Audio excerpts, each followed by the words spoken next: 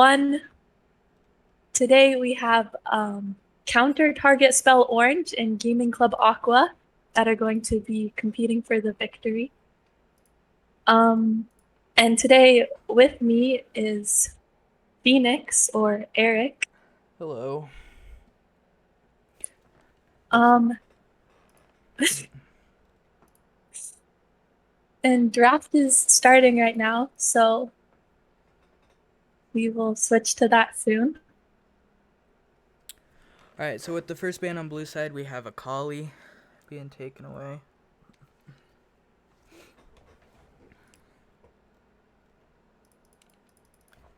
Yeah, and the Kali is, I think, a prio pick for one of the sides, and Ezreal ban as well, which is definitely needed as Ezreal's really strong right now in the meta with this Sunderer, whatever that thing's called. Um, so Ezreal is probably a ban that we could have guessed. An Udyr ban coming in from blue, and it looks like the team's named after the players. Okay, so as far as the teams go um for Aqua, there is Ocean Gazer top, Turbo Skirt jungle, Acadian mid, the comical one jungle. Support. Wait, no. The comical one is support, and Polestar is the ADC. For orange, Aki Aiden, which is I'm gonna mix up with Acadian, is top. Then we have Jack Spectrum in the jungle. Apricot is ADC. Digon's mid, and Cloud Strife, or now known as Rain Cloud, is the support, I believe. Yeah. So going back to the draft, Tristana ban, Nasus ban, Yumi ban. What do you think they're gonna pick? I mean, there's gonna be a definite prio pick. Jinx? Okay. Um, Jinx prio pick? not where I expected it to go. All right, well, first pick Jinx, and we'll see what they decide to respond with on orange side. Let's Um, see. There's a I lot think of the Yumi ban was for Cloud Strife, right? yes. Yeah. Yeah, Yumi ban was for Cloud Strife for sure, but I think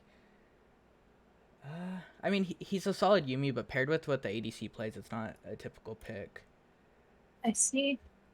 And then Ash is picked, maybe in response. Ash and Set picked in response to the Jinx. So Set top lane, I'm assuming. Although, I mean, maybe they'll pull it out support. But Ash into Jinx, how's that matchup? I mean, Jinx outranges her with rockets, but Ashe outranges her with her W and slows, so it's a pretty neutral lane state. It's really support dependent. And there's the first support. We see Swain being picked for Orange. I don't know. Their Yeah. their draft names are mixing me up. So Swain being picked for Orange, and they're going to follow it up with, if we ever find out in the 7 seconds, The Nocturne pick. Nocturne. So that can be really probably put in all the rest of the lanes. It can be a top mid or jungle. I don't know who plays what though, Yeah. but Looking it's at definitely a the scary flex pick. looking at the op.gg, I'm seeing top and jungle potential, but really no mid potential. Which is scary enough as a flex. Lulu. So the bot lane matchup, I believe, would be Jinx Swain into Ashe Lulu. Yeah. And top, we have the Set and maybe Nocturne, but as we said, the Nocturne could easily be a flex pick jungle. So now back to banning, with Aqua banning for their second round ban phase. Shen, which Yeah, I can see. Shen's kind of scary, especially in like large team environments with his map wide ultimate and lots of CC in order to peel for their carries. Shen's also a really potent pairing with Nocturne with the double Oh ultimate yeah. potential. It's so scary. The Silas banned away from Aqua.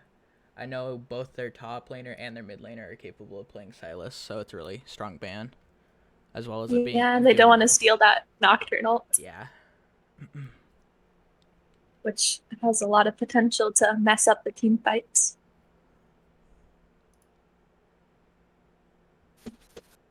And now we're going to Aqua's next ban, which is Diana, another very scary pick, being played both in jungle and mid pretty often.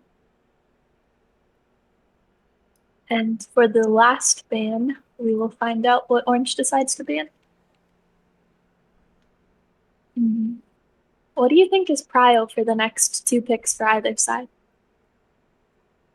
I mean, you're gonna want a strong ganking jungler, high damage jungler for the red side here, because Ashe being a utility ADC and set tends to be a kind of team fight bruiser. If they look to get like a nice, I don't know, some kind of damage jungler paired here is what I would do. Yeah, or a damage mid. But they will have the counter pick mid if they want with the last pick. Yeah, I really like the Volibear. Volibear pick here Yeah, because it can Volibear is assist good in with jungler. set going in, and then Lulu has really good backup for both Ashe and Volley if they want to all in Yeah, commit to the dive. definitely a good pick for their team comp, but let's see who it's up against. If it will be the Nocturne or if it'll be a different jungler, or if they will show their mid first. Lilia, so Nocturne into set top and Lilia into Volibear jungle. I don't know how well that favors for Lilia. I honestly couldn't tell you off the top of my head. I know Lilia really likes team fighting and kind of kiting it out, so that paired with Yeah, like it is the possible. paired But with they the have a lot Swain of and slows in Jinx. CC on the other team as well, with Ashe and Lulu. And Ziggs mid will be responded to with maybe a Zoe pick, which is a high damage mid laner mainly looking for picks, which might be kind of hard with the kind of pick based comp of the enemy team.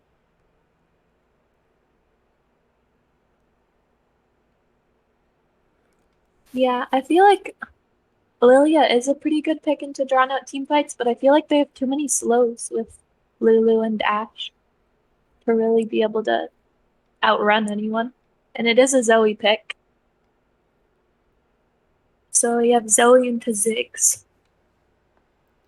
And I don't know, I guess I feel like that'd be a pretty even matchup, but with the Ziggs buffs, it could go in his favor. As we are getting into game, who do you think has a better draft? At a raw value, I would definitely put the stronger draft going to blue side because it feels like they have more of a solid identity all the way through. Yeah, They have I think Ziggs and Zoe Lilia. kind of breaks it for the enemy team. Yeah, except for Zoe Ashe has a really strong combo for getting a pick, but then the That rest of is their true. team feels like they want to dive. Like it's kind of a split identity. That being said, they might be able to execute it very well. Yeah. It all comes down to the execution. And we'll see how that turns out once we get into game. Let me get a prediction started.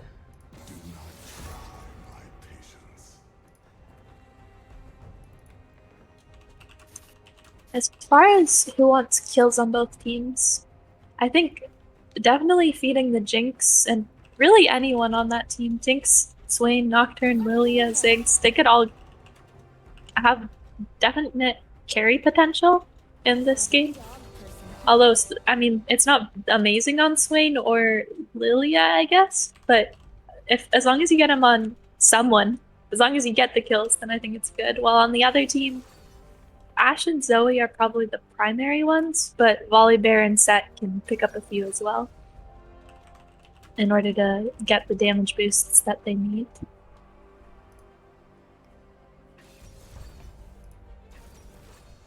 Um, Prediction just went live.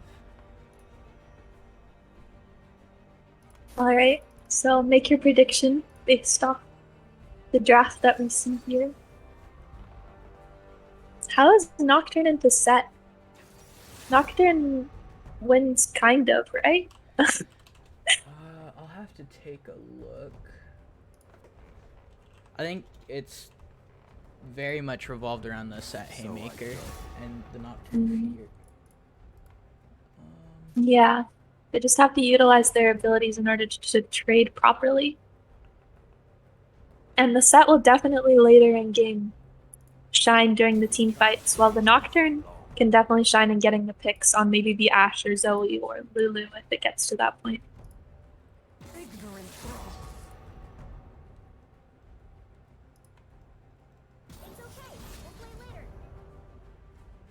Um, and as far as jungle, I think both junglers usually want to spend a little more time in their jungle. I think Volibear is more inclined to gank, where Lily really just has to wait until she has ult in order to pull off a pretty effective gank.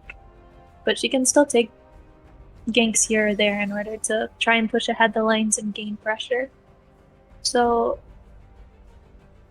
I think in general, I don't know. I think early game jungle-wise pressure goes to Volibear, but bot lane pressure will go to the Ashe Lulu. And I think Ziggs will be able to push in the wave a lot easier than the Zoe if he is able to use his mana effectively in order to clear waves. Yeah, I'll be interested to see what the jungle pressure looks like. Mm-hmm. Because the volley 6 is super potent, allows to set up for some really strong tower dives and things, and you could really Yeah, snowball one of your lanes. But then definitely. the Nocturne 6 has the same, a very similar potential in just selecting one target and pretty much killing them for sure if Mm-hmm. it's And properly set then up. So both the Ziggs and Nocturnal have a really long range, and then the Jinx ult on top of that can like combo for like scary damage. Where they have the Ashe ult for long range, but not too much else. A lot more dive potential on the other team. On the red side. And now we have our 3-minute loading time. How is chat's day? How is everyone doing on this fine evening?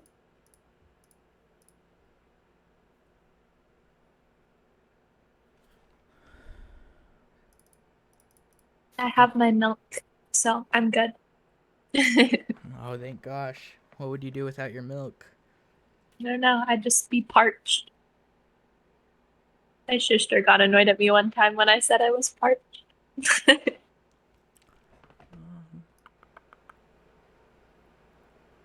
All right, well, I think we've probably talked about the matchup to as much knowledge as both of us know, although I'm sure there's a lot of stuff we've left out. Well, I guess how is Swain into Lulu? Like I'm Lulu scales more as far as protecting, but Swain will also get a lot of damage off. Yeah, I'd say overall Lulu's the better support. But Swain has a lot of potential to kill her early. I mean, Mm-hmm. in the one-on-one, Swain's a better support in lane, and frankly, through the entire game, he's gonna do more combat-wise.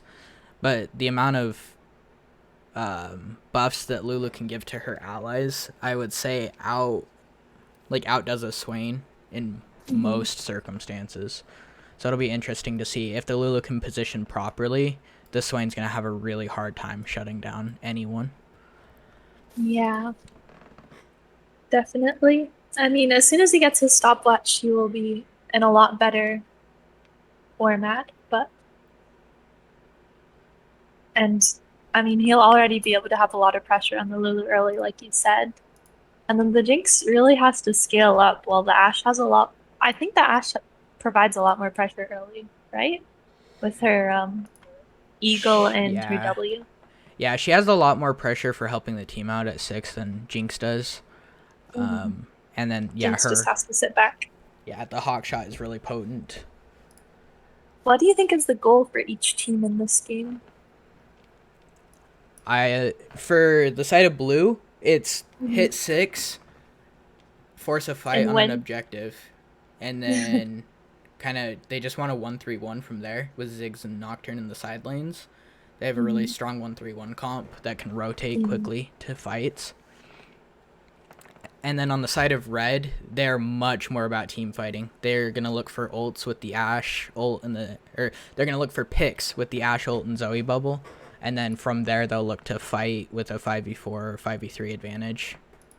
Yeah, because they definitely will have, with the set ult and the Volibear ult, makes for a very scary team fight. And then the Lulu just has really good peel to keep them off the back line. But we are loading into game, so Aqua versus Orange. Let's see how this goes. Best of 3 on the first game. Yep. And is this both teams' first game in the series? I believe so.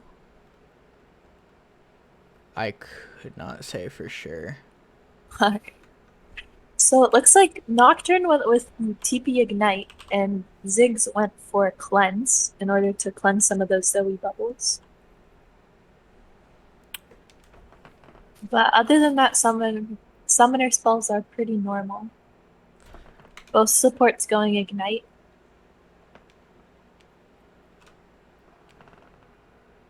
Let's see here. Okay, we're finally loaded in.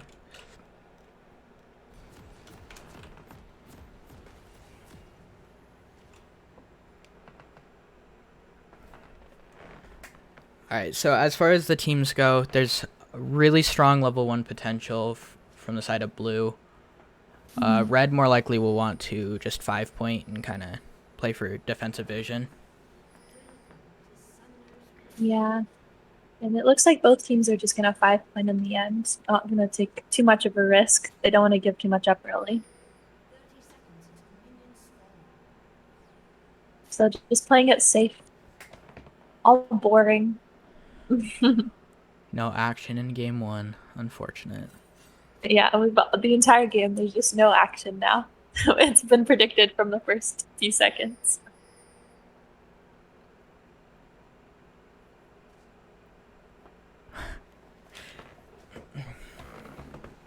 It's interesting to see Jinx starting with Oracle Lens. Oh yeah, that is. Definitely. And Lilia picked it up as well. So they have 2 Oracle Lenses at level 1. Which is something you don't really see often. I wouldn't say it's like bad because I think it does have opportunities, but it's definitely interesting.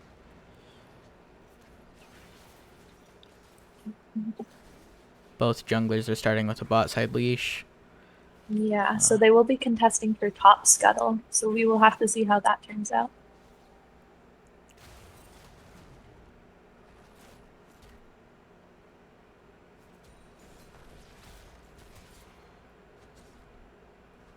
Meeting going slightly in Nocturne's favor.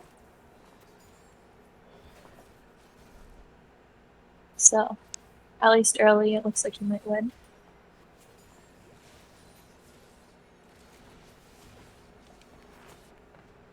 Some nice trading ongoing in the bot lane. Lulu getting as much damage off as she can. Uh-oh, missed bubble by Zoe. Yeah, it is interesting to see that the Nocturne doesn't have flash. He went with the TP Ignite. It's kind of surprising to see that, seeing as he has no true gap closer on his own. Yeah, definitely. Uh-oh. And the root goes down on the Ashe, and she is pulled and ignited by Swain, but low health, but not much more they can get off that. Definitely a trade in their favor, though. Set continuing to try and trade with the Nocturne and able to get a successful Haymaker off. One thing to note is that Set has Grasp in this matchup. Oh, The gank top, Turbo flashing in, but not able to get the kill. Taking two turret shots, but almost dying, but not in the end. Heal going down on Ashe as Swain pulls in a root. Still staying in lane a little low without heal. But she does still have flash up. So no ignite on Swain, no flash on Volley, and no heal on Ashe.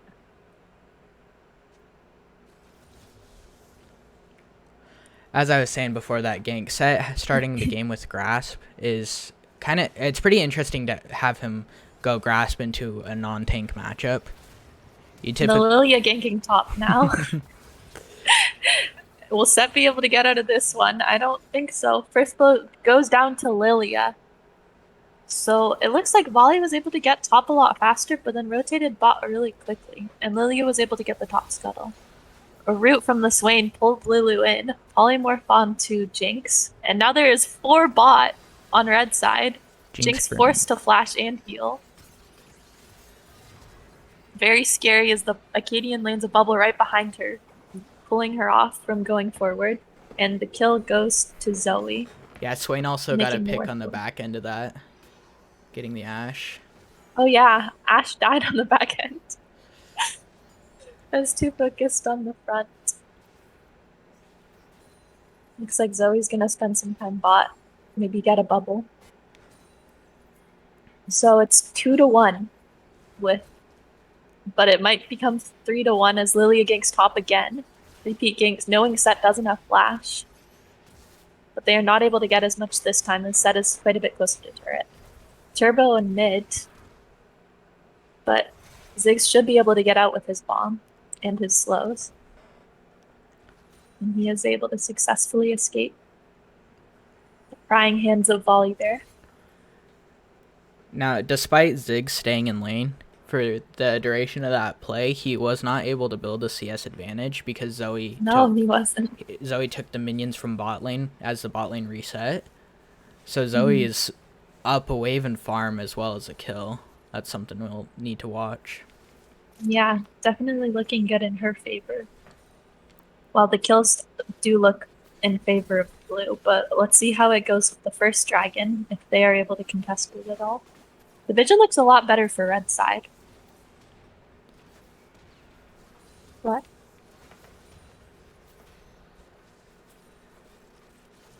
Both junglers are on the bot side, not making much of a move towards drag though. Lilia is maybe looking for a bot gank though. But the Lulu slows might keep her off. It does clear the control ward though, getting some of the vision. It looks like there might be an attempted gank bot. Or mid. He lands a really Drowsy nice going bubble. down. Ziggs forcing the Ziggs to flash there under his own tower. Yeah. Definitely scary, the bubbles from Zoe. Which will give a lot more pressure mid with that Volibear gank, even though he was seen on a ward clearing it.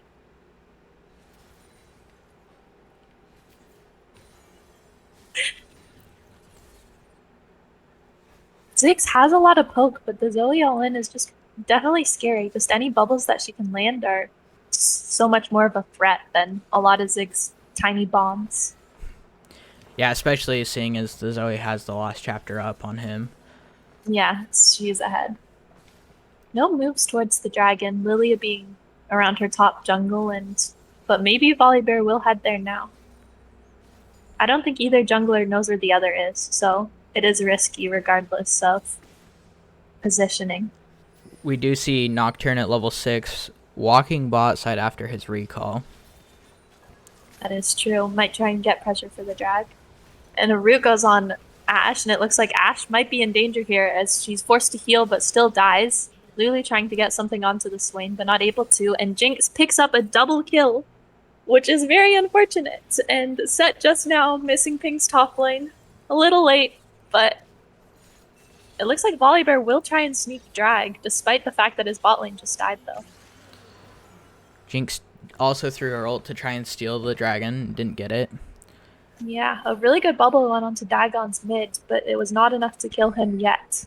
Although I'm pretty sure with a few more items, so we will be able to get that kill. Jinx with 2 kills, though, that is scary.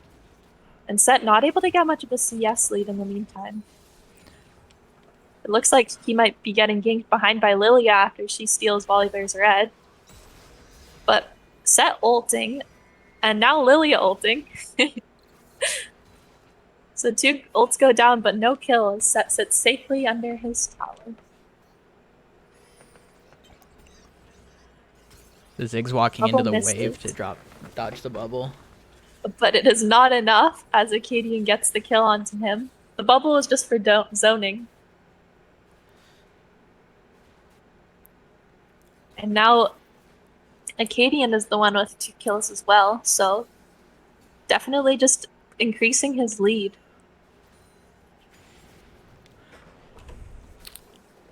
The mid lane gap is almost at 1,000 gold right now, whereas the bot lane gap is at 600 currently. So it is something to note. There's 600 gold lead on the Jinx as well. There's also a 500 gold lead on the Swain over the Lulu. Mm-hmm. So about 1,000 in each lane then. Yeah, it ends up being an overall 1,000 Overall. gold lead going to blue. Yeah. The Swain pick on this Volibear, though, as he tries to look for the rift, but is unable to, with 4 going for that rift top. But they might get some off the back end of the rift, as Volibear ults and Lulu and Zoe is looking to get kills. But nothing happens as Swain ults and now Nocturne ults going onto the set not able to get out, and it becomes a 0 for 2 and a Rift Herald going to blue side.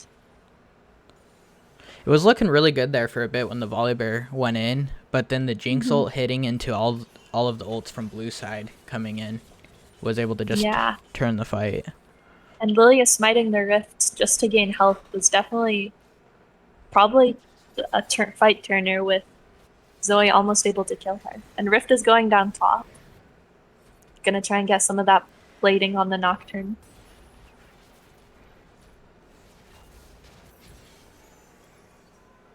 Cleanse being used by Daigons. Lots of those bubbles are being hit, and it's definitely scary, as it'll only get later and later into the game, and Zoe will be able to one-shot everyone. Especially because they don't really have any true tanks on blue side. Yeah, they have 2 pseudo tanks with the Lily and the Swain, but even at the rate that Zoe's growing right now, she'll be able to deal with them no problem. Yeah, it'll be a easy bubble and Q, and they're out.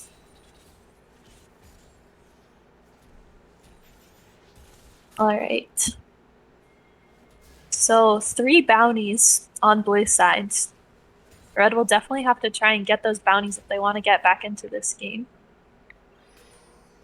Drag up in a minute 30. They do have the drag advantage on the other team.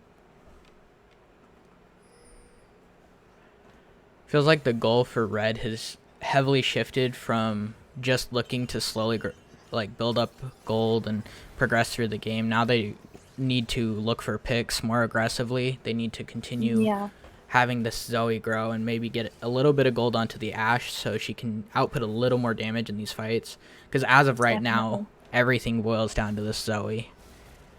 So on the other side, they're able to contest that. Kind of scary.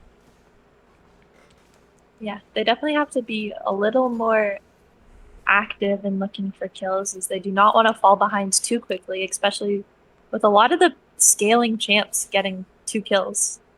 Jinx, Lilia, and Swain both having 2 kills. It's surprising to see the bot lane that's behind in this matchup is the ones able to secure the vision on the dragon. Generally, you'd want to see the winning bot lane shove their lane in and get vision. Definitely. So that's something. But I think the bot lane is winning a lot because of the pressure that they have gotten from other lanes, with the Nocturne gank and the Lilia gank being a bit more effective, despite the fact that they had vision. So it's really And drag is up now. Everyone's doing the dragon dance, running around in circles.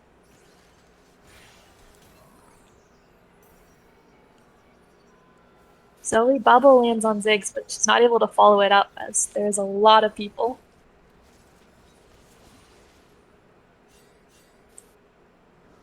Lilia looking like she might be going in a bit too far, but she's not. Swain landing a root, but they're not able to get much off it. It looks like Red has a bit more pressure on the drag. Nocturnal going down. Oh, they got a nice pick mid lane while this fight's going on with the dragon. Yeah, and it looks like they might get more than just a pick as the rest of Red team is slowly falling. Jinx gets another double kill. The Nocturnal slowly transitioned into the Ashe death and then Lulu's death, and then the Zoe pick mid was played off of Lilia ults. She got a nice Q onto the Zoe and then was able to Lilia ults and kill the Zoe.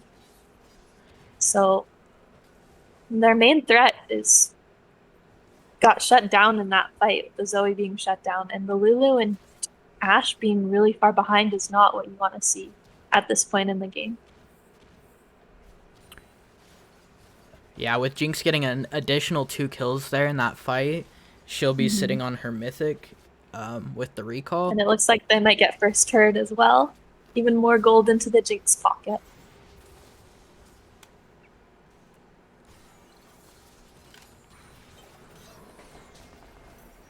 Drowsy going in on Lilia, but it still might be another kill nonetheless, as the burn kills Acadian. Root going down from Swain polymorph, but it's too late as Lulu falls. Set trying to look like he's redeeming something top, but he's not able to get anything. Yeah, it feels like there's a lot of desperation plays going around across the map. Is always looking for these picks on Ziggs when she should really just be playing for her next item. You know, yeah, especially with Lilia roaming around mid, knowing that was the only lane that was ahead, and now that is the only lane that, I mean, it's still the only lane ahead as she has the only 2 kills for Red side. 5k gold lead in Blue's favor at 15 minutes is definitely big and something that Red will have to try and come back against.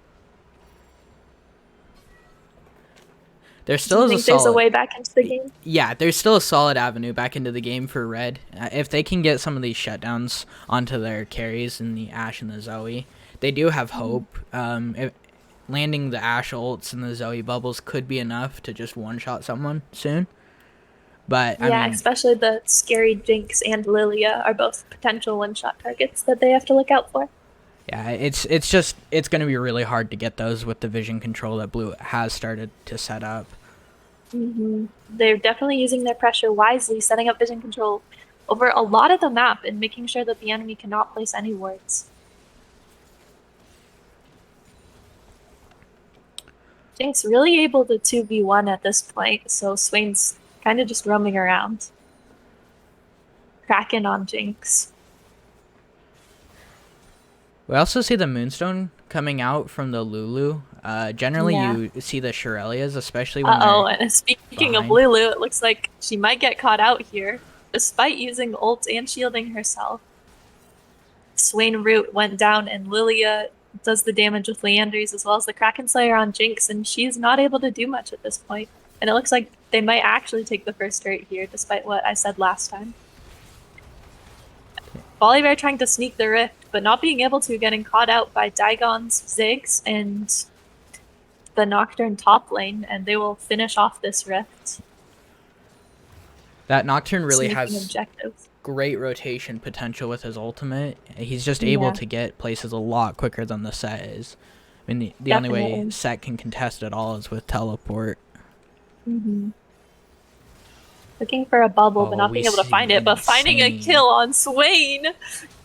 A pick like they did not expect with the Ignite going down. And Acadian picks up another kill, the 3rd kill of Red side. But Rift is going down mid, which is definitely not very good for Red side, as it will charge into this 2nd turret. Yeah, they were able to get their 2nd tower with opening the mid lane. Hmm. and that additional charge just adds that much more value to the Rift Herald. Definitely. But I mean, it is very good that the shutdown went on to Zoe for that Swain. Now just to get the other two shutdowns and maybe the Zoe can carry.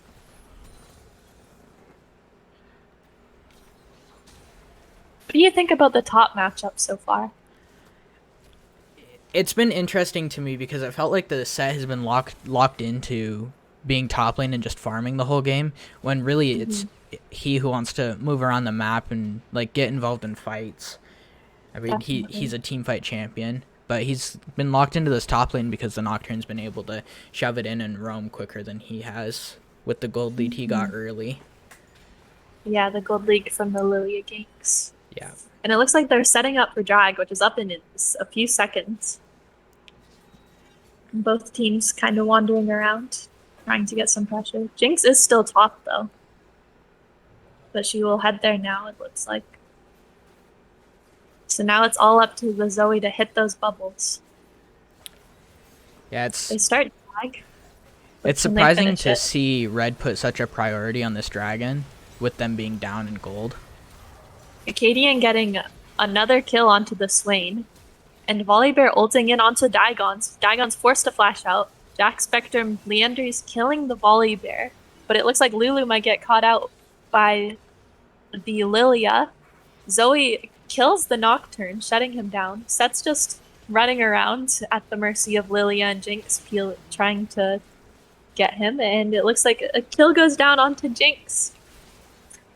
Jinx is 7-1, and Acadian is looking for trying to see what he can get off the back end, but there is not much available to him, despite the fact that both Daigons and Jack Spectrum are low. The Jinx still has full health. They were not able to target the Jinx. And blue buff goes to Lilia along with the second drag, 17-5. All 5 kills still on Acadian Zoe. Yeah, at this point, it's going to become a protect the president game. This Lulu Yeah. has to just sit with the Zoe and, do everything she can to peel for the Zoe. But Yeah. I don't know, it's really hard to win a game when your burst assassin is your only way back in. Yeah, I mean, if anyone was going to get fed, if only one person was going to get fed, the Burst Assassin is pretty good into the enemy team comp. That is true with having no, true tank or anything of that sort. Jinx ult goes mid, but not finding a target anywhere. I don't know what that was going towards. They do have a lot of poke, though, with the Swain and Ziggs bombs. But yeah, red side does not have any turrets, which is really not looking very good for them. Along with being down 7k gold at this point. Yeah, 7,500 gold at 21 minutes. Honestly, the blue should really just be looking to set up vision on Baron and force fights. They kind of want to Yeah, repeat force fights, just continue to choke out the the only opposing way they team. lose is if they get picked out. So, Mm-hmm. and it looks like they might be doing just that, but the vision is being contested by red side. They are heading to Baron though as a full team.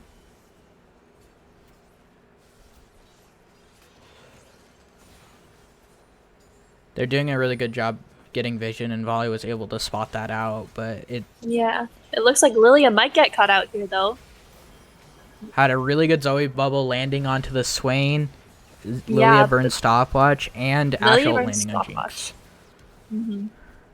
And it But looks like everyone might get picked off on red side slowly from both mid and that fight in the alley. yeah, despite them landing pretty much everything they had to on red, they still weren't able to pick up any kills in Definitely. that fight. Yeah, it was really unfortunate. The Zonia's by Lilia was definitely a very good stopwatch as she was able to dodge the Ash ult that might have been the death of her. And with But that, then they'll the be getting Ash ult, it Baron. Jinx, and she definitely, I don't know, she just waited for it to go off and remained full health despite the Ash ult hitting her. Yeah, it looks like they'll knock down the remaining outer turret right here, continuing to accelerate their lead with Baron. Definitely. Just trying to end the game while they can. Although I don't think there are many cases where red is able to come back. Unfortunately for them. I don't know. I've seen 10,000 gold leads thrown, so there's always a chance. But There is always a chance. It's just definitely looking grim for red side with the yeah, 5 to 20 and the 10K gold league now. they also have 4 sweepers on the side of blue. Yeah, they do it. They're just trying to get rid of vision, but not really doing. They're doing an okay job placing it. They all have control words in their inventories.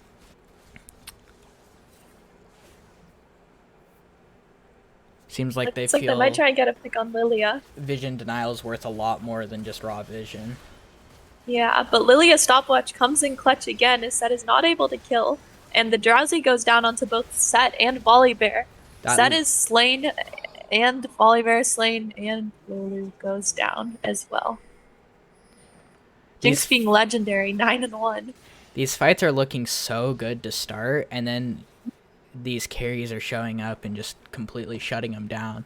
I mean, Yeah, well, they the have Jinx, so much mobility with the Nocturne. yeah, the Jinx was down to, I want to say 200 HP in that fight while being polymorphed, but they just weren't able to get that last little bit of damage off on her. No, but a good Q goes down onto Aki Aiden. But he's not able to get the Acadian is not able to get the pick on Aki Aiden. Forced to back off, as do Lilia and Acadian Nocturne. Ah. They still have Baron buff, and they were able to get mid turret and bot turret off it, and first tier top turret. So 3 turrets gone down since they have gotten Baron. And they are now looking for drag with the pressure they have accumulated. And I don't really think red can contest. They are trying to. TurboSquared's trying to get the smite steal, but was not able to. And it looks like Lulu might get caught out for it, as Lilia is just a bit faster, even with Lulu buffing herself. Swain getting fought in the mid lane, but Zhonya's coming out and not getting picked. Jack Spectrum getting the pick on Lulu. Nocturne ult going down. Presumably onto the Set.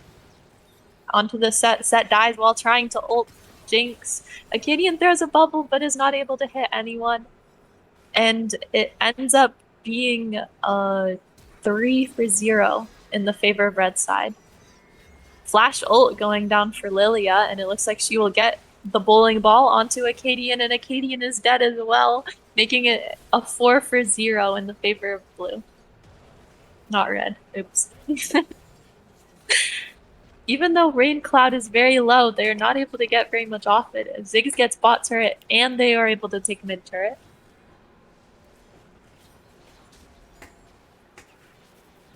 The gold lead is up to 14k, so they grew the gold lead by about 3,500 gold with the Baron play.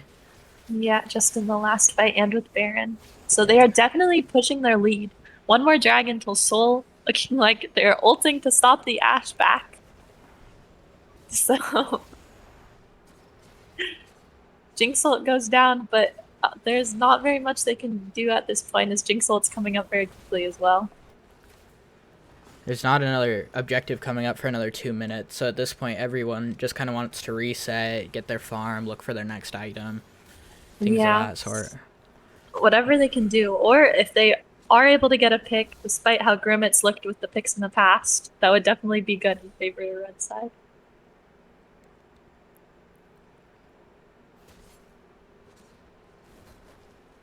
Yeah. Soul coming up in 3 minutes for blue. It looks like they might try and get a pick onto Nocturne, but Nocturne might be too fast. Volibear flashes, Ziggs ult goes down, almost killing Set, but Nocturne finishes that off with his own ult. Set ults Nocturne, but is not able to get the kill. Nocturne flee, barely saving him, as TurboSquared's forced to back out, not back out, as he runs right back into the Ziggs bombs. And he gets killed as well, making it a 2-0. Just like you said, it looked so good in Red's favor. Yeah, until Ziggs ult and Nocturne ult came down. It's just the rotations coming out from blue side. They're able to rotate to these fights much, much quicker and really close these out. Lulu is just getting half health by Ziggs Qs at this point. And the turrets are going down quickly with the Ziggs bombs. Acadian is gonna try and look for something, but it's definitely hard to find something. Digon's flashing to save the Swain, and Acadian gets down despite he throwing a bubble onto Digon's while he dies. Lulu might look like she's getting picked out here too, despite the fact she thought she could 1v1 the set maybe. And the Digon Ziggs bomb hits, and Lulu is dead. Turbo Skirt looking to go back in with the set, but set flash and pulls both Jinx and Lilia. Set is now sleeping while he is throwing the Lilia. Lilia might be able to kill him though. Volibear goes down to Jinx, and so does Set to the Swain. And now it is just fun and games as Nocturne ults on to Ashe and Jinx gets another double kill. Lots of fights going on forever. And they should be able to just push in and close this game out. Yep, all of them having bounties and no more than 2 deaths. 5 kills to 34. Definitely a grim looking game. How do you think mental is for Red right now? I mean, it's going to be a very, very hard game to bounce back from, you know, losing with that much, or by that much gold. They weren't able to get a tower. But that being said, if they are able to bounce back from this, it would be really exciting to see. Yeah, game 3, please. Yeah, it would be really cool to see a game 3. And if we look at the damage charts, it looks like Lilia did the most damage. And obviously Zoe did the most damage on the opposing side. But it was definitely a team effort as the damage charts are not that varied. But it is very unfortunate for Red that they had to lose so grimly. I can't think. They had to lose so badly. But let's see if they can make a comeback in their next game. What do you think they have to change in order to make a comeback? Well, based on what I saw from that game, I would like to see Aqua draft a more teamfight oriented comp. It felt like they had a really hard time with identity in that game, and they were frequently forcing team fights when they were not playing a strong team fight. Yeah, they tried to get a lot of drags, but did not have the team really to achieve that. Like the Zoe had a few kills, but the Zoe wasn't even there for some of the fights. And Zoe can't really team fight unless there has been a pick already.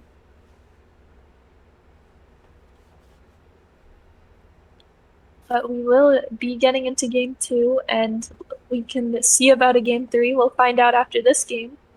So, do you think any bans have to go towards any of the champs that were played last game?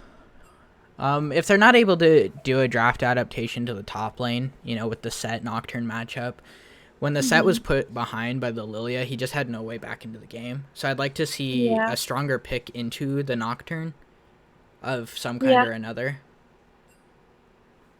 Yeah, definitely. And I think the Lilia was a big problem, but there are a lot of problems that Jack Spectrum has. He doesn't have a lot of problems. He has a lot of champs that can pose problems in order to. He has a lot of champs that pose problems to the opposing team. So it's hard just to ban out his champ pool.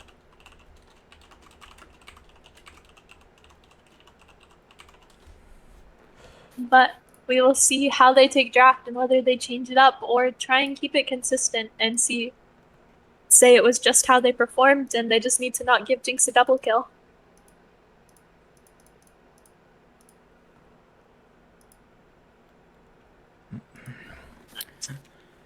Game 1. It was kind of a clap, unfortunate for Aqua. Mental, I mean, if they come back from, Mental's kind of hard after losing that hard. But I believe that they can make it back and come back in order to have a much more even second game.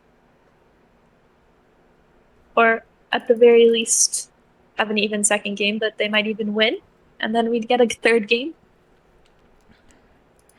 Yeah. Okay, from that game, who do you think was the MVP?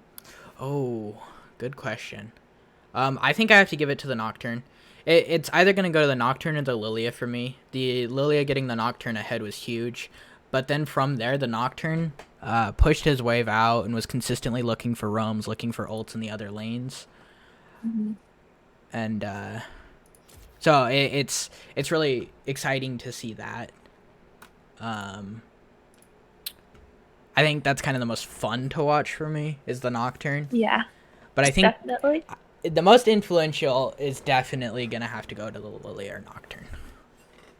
I definitely agree. Both Lilia and Nocturne played their parts very well and were able to rotate fast to a lot of the fights. They were just in the right places in the right times. Like the Lilia ganks were really, really good. Despite the enemy team having a good vision control, Lilia was able to get a lot of successful ganks off, pushing her lanes very far ahead, which you think the Volibear would have a much easier time of, but he did not in this case. Hmm. But yeah, let's see how the next game plays out, and if they do win, we can decide off the next game as well. And Agreed. both teams are now in the lobby, so draft will start soon, I'm assuming. That's what we hope Very for. interesting first game. It looked really even at the start, but very quickly was able to snowball. It looks like we're getting into draft. All right, draft is starting. They switched sides, so Aqua is now on blue side, and Orange is now on red side, right? Those are the colors. Yeah. All right. Swain van first, not wanting to see that Swain again.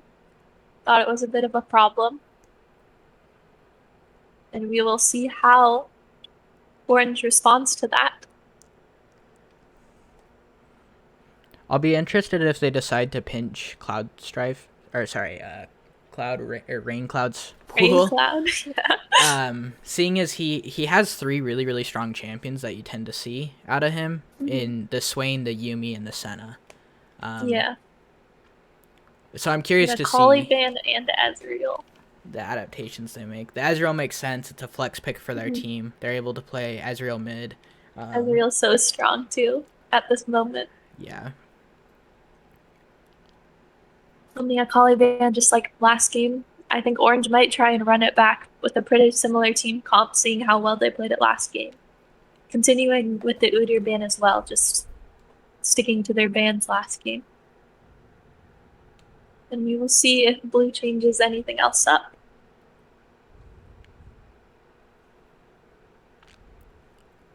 Hmm. What do you think is a prio pick for both teams this game? it's hard to say. It really depends on what identity they want to go for.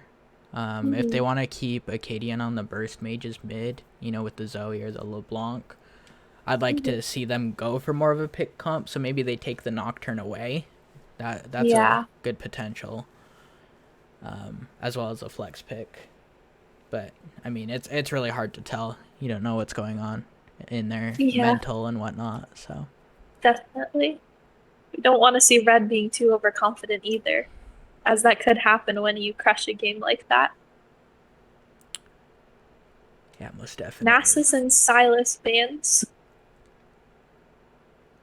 I think Silas was banned phase two last game, but I don't think it was a first phase ban, so they must maybe be trying to go for a comp that depends on ultimates again. Jinx being first picked again, this time for Aqua though. Yeah, so that'll go into the hands of Polo Star. And I know Mhm. I have seen him play that previously, and he is pretty confident on the pick. So I'll be interested to see how he does and what the matchup looks like for him. Yeah, and see how the team will go around it, because that's definitely not the pick comp that you're really talking about. Mm-hmm. Nocturne pick again for Orange, and that pick worked so well for them last time. I'm surprised it wasn't banned out, but there's only so many champs you can ban, so we will see where that champ ends up as they pick their second pick as well. And one What do thing you to think they know, should counter with? counter the Jinx with? The Nocturne. Oh, the Nocturne pick? Well, it's hard to know because it still is a flex pick for that team. I mean, That it is still is true. a jungle top flex. Um, with that being said, I'd like to just see a full team fight comp from blue side here, Mhm. with them drafting the Jinx. So some kind of peel champion or full tank into the Nocturne. Something Yeah, that won't necessarily beat him in lane, but it will, help the better team help fight. in team fight than the set was able to. Tristana and Rel both being the next picks. So, what do you think about Rel? We haven't seen her very much recently after she got big nerfs like a month or two ago. Yeah. I'm kind of wondering if the Rel is a takeaway from the Tristana because Tristana Rel is a really potent duo. Whereas, Yeah, I mean, the Jinx Rel is solid. It commits to that team fight identity, but there's a definitely. lot of other engaged supports that I tend to gravitate towards over Rel. So Yeah, my guess is it's to take away a from the takeaway. Tristana, and I mean it's decent into the Tristana. So Yeah, it is pretty good into the Tristana being able to stun even when the Tristana jumps on. And the Lilia pick again, so we know it's Urgot into Nocturne top lane. What do you think about that matchup? I don't really know much about it. I don't know much about the particular matchup, but knowing the players, Mhm. Ocean Gazer, he is a Urgot one trick, at least for solo queue. Mm, I So see. they got him onto a comfort pick, something that he'll feel more confident in, and it Yeah, has so really hopefully really able to good. beat out the Nocturne. Yeah, it has really really good scaling in the side lanes. So I'll Hmm. be interested to see how that plays out. Yeah, and then the Lilia pick again. So they do have the Lilia Nocturne again, which is good rotations. Um, it's looking like the Zoe ban was supposed to be Nunu. No, Never they're mind. memeing. They're memeing. All right, so there is a Zoe ban and a Yumi ban. I mean, Trist Yumi is, I don't know, a pretty good combo. Yeah, I would definitely agree. Especially seeing as it's Cloud Strife on the Yumi, that's one of his better champions. So, Yeah, I mean, it's really smart to take that away. and there is the Nunu ban. So Zoe Nunu both being banned out. They took Urgot over Zoe, which I don't know, I think is good because I don't think they really want the Zoe with this team comp that they're going for. I don't think Zoe would be really fit the identity, as you like to say. Yeah, I mean, it's interesting because you're taking Acadian's priority pick in Zoe, and then you've got their top laner's priority pick in Urgot, and you really have to make a decision there. Yeah. And it seems like they were more worried about the top lane. Acadian does feel like he has a slightly deeper pool, a few more picks available to him. Mhm. So that's my guess as to why they put the priority in the way they did. Yeah. And Nautilus ban forcing the Xerath pick. Do you think that's Xerath mid or support? I generally would lean towards it being support, especially thinking about the player. The player. Yeah. Yeah, Cloud Strife with the more damage oriented picks other than the Yumi. Mhm. But it is quite possible it's going mid lane.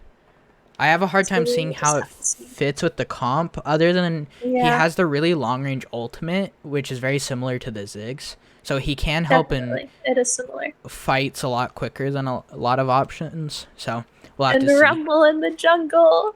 I love that. Rumble in the jungle will be very good into the enemy team because they do want a team fight, and that Rumble makes it very hard to pull off an effective team fight. Their team fight comp so far is definitely pretty good. Or it might be Rumble mid. Oh, no, Vladimir mid. Rumble in the jungle, Urgot top, Rel in Jinx bot lane. And we will see whether this is a support pick or mid pick, or we'll just have to guess.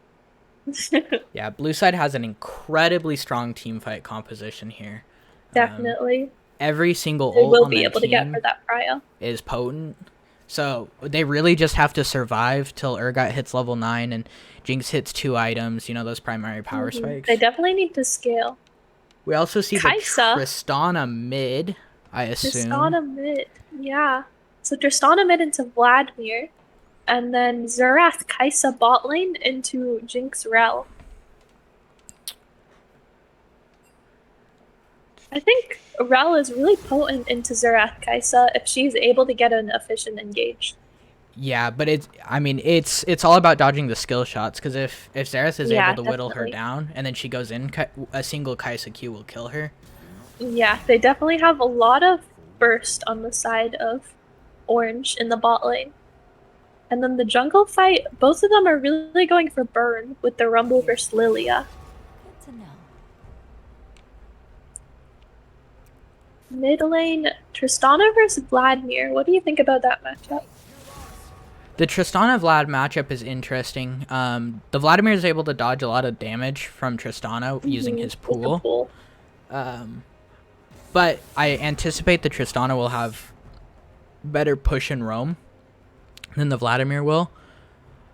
Because for a lot of the early game, Vladimir's wave clear is fairly weak. So I don't know.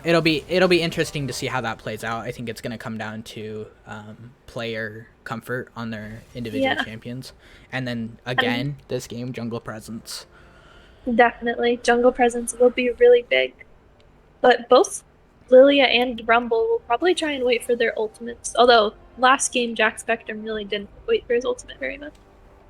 What do you think about the backline potential on Orange though? They have a lot of ability to backline. Yeah, so they have really strong dive with the Nocturne, Tristana, and I mean Lilia assists that too if And the Kaisa. she can get it. So they have really strong dive, but the problem is that leaves Xerath on an island and will likely create this like kind of split fight. Yeah. And So- I mean, Xerath is even less tanky than the Swain. So they have even less of a tank really on this team. Yeah, I'll be intrigued to see. It's a very, very high damage team coming out from Orange, whereas Blue has a much more traditional kind of looking comp. You know, with duo tanks and kind of the beefier Front line and good Yeah. back line as well. yeah. Yeah, I think a lot of it will depend on vision and if they are able to get picks off. With Orange team is the side that is mainly looking for picks this time around. But they will be kind of hard. Vladimir is really hard to get a pick on, and if the Rel stays with the Jinx, then there's a lot of more tankier people. So it might be hard to burst them out unless someone is able to get fed. Which very well may happen.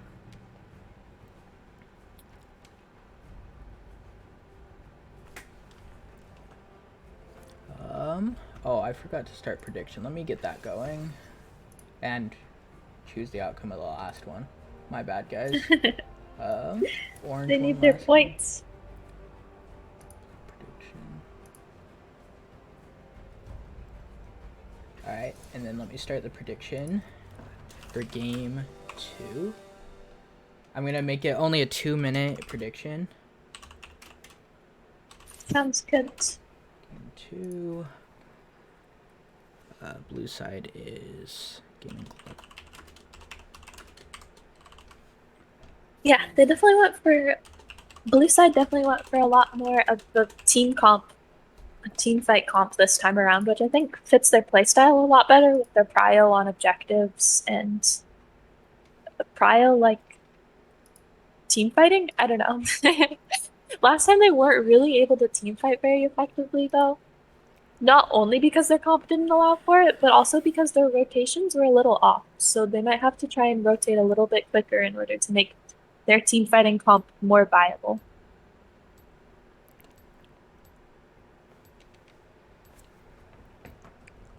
But we will see how early laning phase will go and seeing if any side will end up with a lead, because I think that will definitely dictate how this game goes out. Any character really getting a lead is pretty good. Yeah, that is a fair point. There are a lot of snowball champions in this game.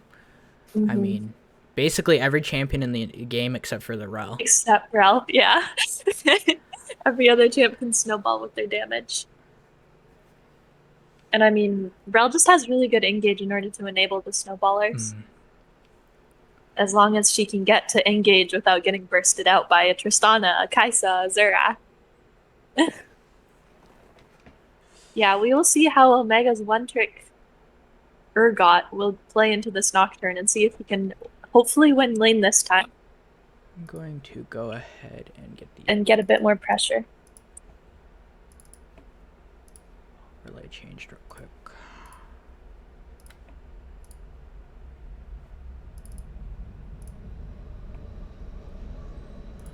Yeah, this will definitely be an interesting game.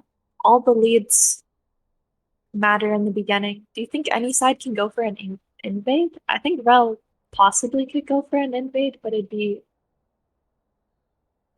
very dependent on whether she can hit her W or not. The invade is it's a hard to invade because red side can just kite it out.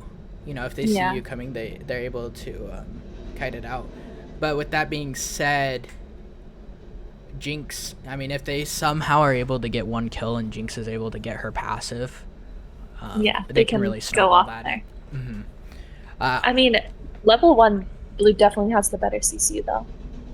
Yeah, for sure. Because, I mean, Xerath is never going to take his E level 1. And other than that, they No, have no hard CC. I guess that is Nocturne something they have to notice. Nocturne Yeah, has his flea as well. But they have, and Lilia ult. yeah. That's the CC.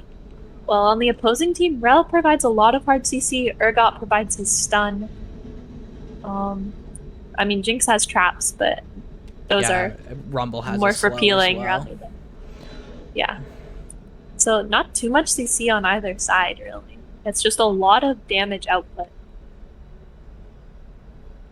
Yeah, I'm really excited to watch this top lane matchup because seeing how it played out last game with the consistent pressure from the Lilia onto the set, forcing him into a losing matchup.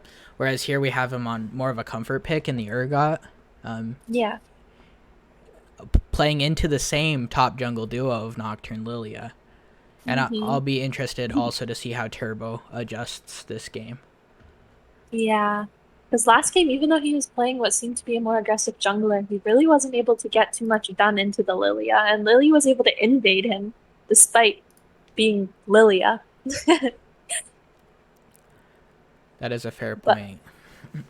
we will see how they adjust this game and see if they are able to keep their mental and stay in this game. See if they'll get a game 3. Alright, we're already loaded in. Yes, it looks like Tristana took Ignite, Xerath took Exhaust, and Nocturne opted for his Ignite teleport again, which did work very well last time to his credit. One thing also to note is that Diagon's has previously been an AD carry main, and he's recently switched to mid lane. So he's playing a champion, or a style of champion that he's much more familiar with this game, Yeah. over the control mage that Ziggs So is. they do have a lot of familiarity on orange side. It looks like both teams are opting for the 5 point, not going for the invade. Boring, boring.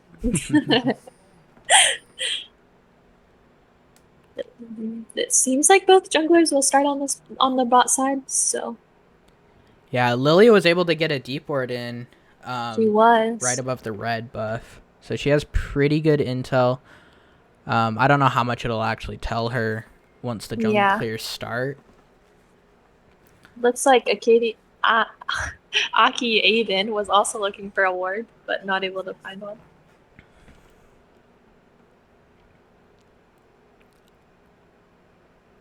Mm.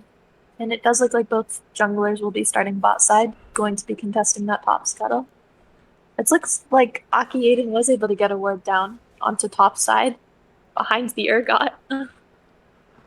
It's also worth noting that the only teleports in this game are on the Nocturne and the Vladimir mid. That is true. Urgot did go for the Ignite this time after seeing how much that Nocturne was able to heal last game. But it is definitely different as he won't have the same amount of pressure. Nocturne has so much more map present now that Urgot doesn't have TP.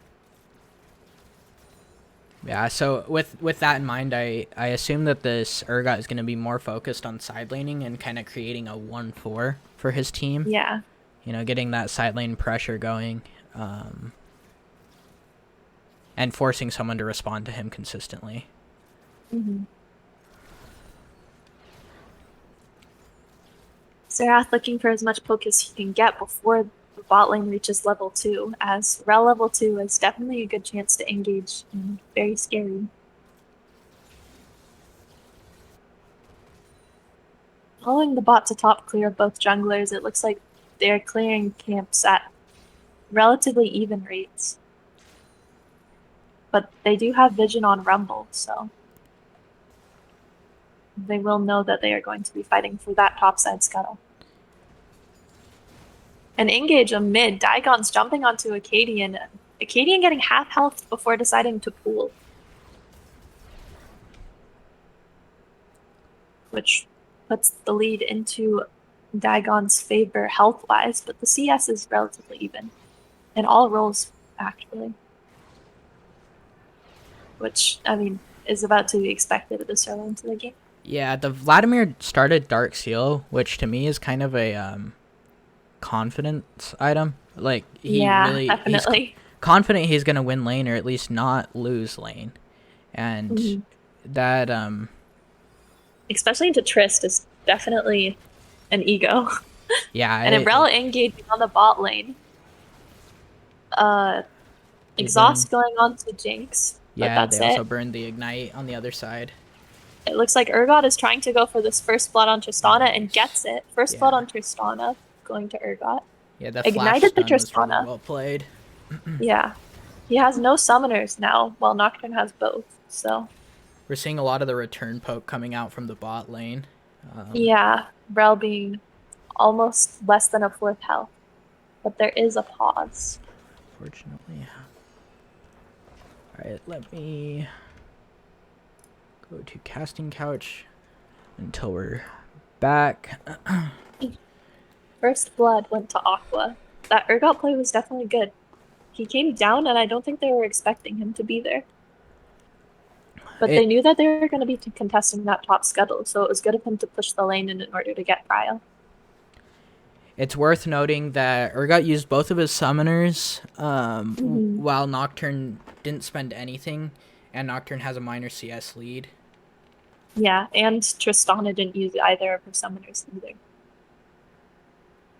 So, summoners going down for Urgot to get that first blood, and we will find out if that is worth it or not. And we will also find out whether the ego check on the Vladimir will end up paying off with the Dark Seal. CS overall is pretty even other than in the top lane with the 17 to 23. But other than that, it's actually like really close. Both the junglers have 24 and both the ADCs have 21. And it looks like Lilia is, I mean, both junglers haven't backed yet, so drag's up in a minute. Who do you think has pressure on this first drag? I mean, based on current lane states, I would have to give it to the bot lane of blue, Aqua. That being said, if they're able to force a fight and Nocturne can use his TP to the bot side, it's really hard to say how much they want to commit to the first dragon. Yeah. If they want to burn everything and hard commit to the first dragon, red side gets it. But otherwise, it's going to definitely go to the blue side. It's just a question of which team, like how much each team values the first and even second dragon, because they'll both be kind of that same manner. You won't have TP up by that time?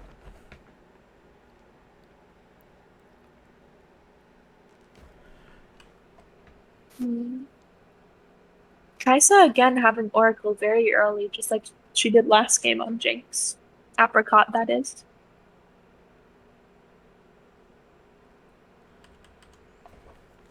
Do you think the Oracle paid off last game enough for her to continue to do it? It didn't feel like it did a whole lot for them. I Mhm. generally think that you take Oracle on ADCs when you're worried about like early teleports and stuff where you can clear your brush for the brush control Yeah. if you plan on pushing up. Um, Looks like we're getting back into game here momentarily. Mhm. A minute on drag, and the game will start soon. Yeah, I do think it is, especially like if there were two TPs, it would be a lot more pressing. But the fact that Urgot didn't take TP, I don't think Oracle's really required on the Kaisa. But as you said, they do seem to value a lot more of denying vision rather than getting it. And I think it might be good for Blue side to take advantage of the fact that Kaisa has Oracle and they do not have any vision in those brushes. Lilia taking the scuttle on drag, but Rumble is there to contest. And Rumble gets it, but will he have to pay for it with his life? Lilia and Rumble just both get out. Rumble successfully getting the scuttle, which is good as drag is coming up. I seem to have frozen. Oh, we're back. I froze as well. Okay. Rel goes in, Yeah, Kaisa trying to flashing save forward. Polestar. Yeah. And Kaisa not getting the ISO Q that she would need in order to deal enough damage to the Rel. And both bot lanes around half health. So it really just depends who's able to land the CC and the damage as Xerath continues charging his Qs. Dragon up in 7 seconds, and the lane state is a lot more pushed into blue now. But it looks like that Nocturne doesn't really have the pressure he might need in order to TP. He's not able to push up the wave as much into this matchup. Yeah, the wave has really been pushed into his side most of this game. Luckily, he's doing a really good job of, last hitting. I mean, he's built himself almost a full 2-wave lead. Oh my gosh. Apricot sniping Polestar while he tries to back. The Xerath poke and the Kaisa poke just being too long ranged as Polestar goes down, giving the Kaisa a kill. And a over 10 CS lead. 15 CS lead on Kaisa right now. That was just a really, really unfortunate play for the side of Yeah, blue. I didn't know if it was gonna hit. Nocturnal going down into the Urgot. Is Urgot able to defend against it? Ignite onto Urgot, but he's just able to walk out, despite the fact ult and Ignite went onto him. So, I mean, he might have to back. I think in the end it was a favorable trade for him. With Nocturnal going down and Drag still being up, it's very big. He didn't die there. Yeah, it is big for his team as a whole, but he is losing out on a lot of CS here, and this gives tempo to the Nocturne to be able to reset and move for the Dragon. Rel looking to engage in the bot lane.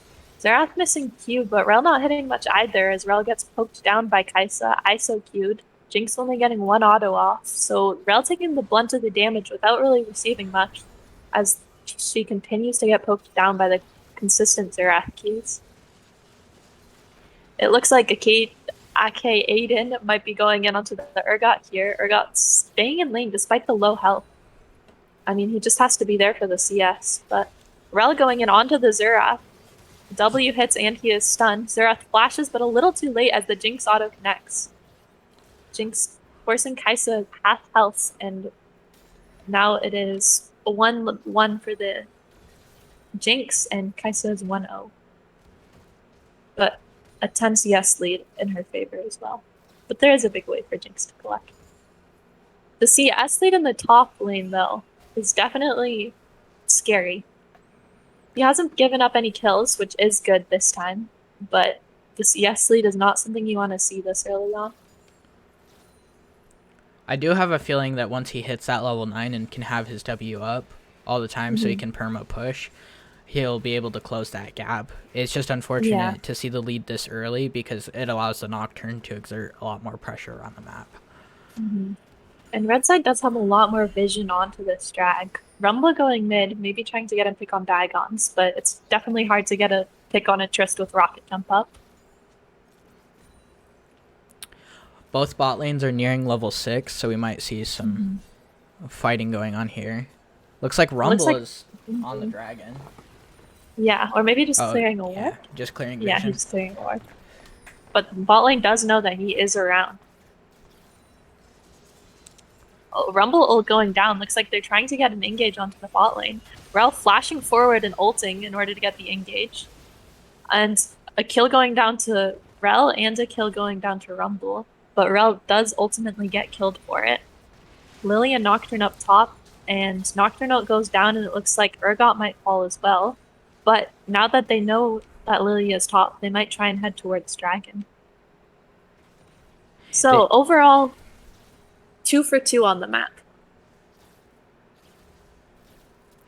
Yeah, I feel like that was a statement play in the bot lane with the dive on the tower. It's not something that they really needed to force, but it's something that they said they could do. Yeah.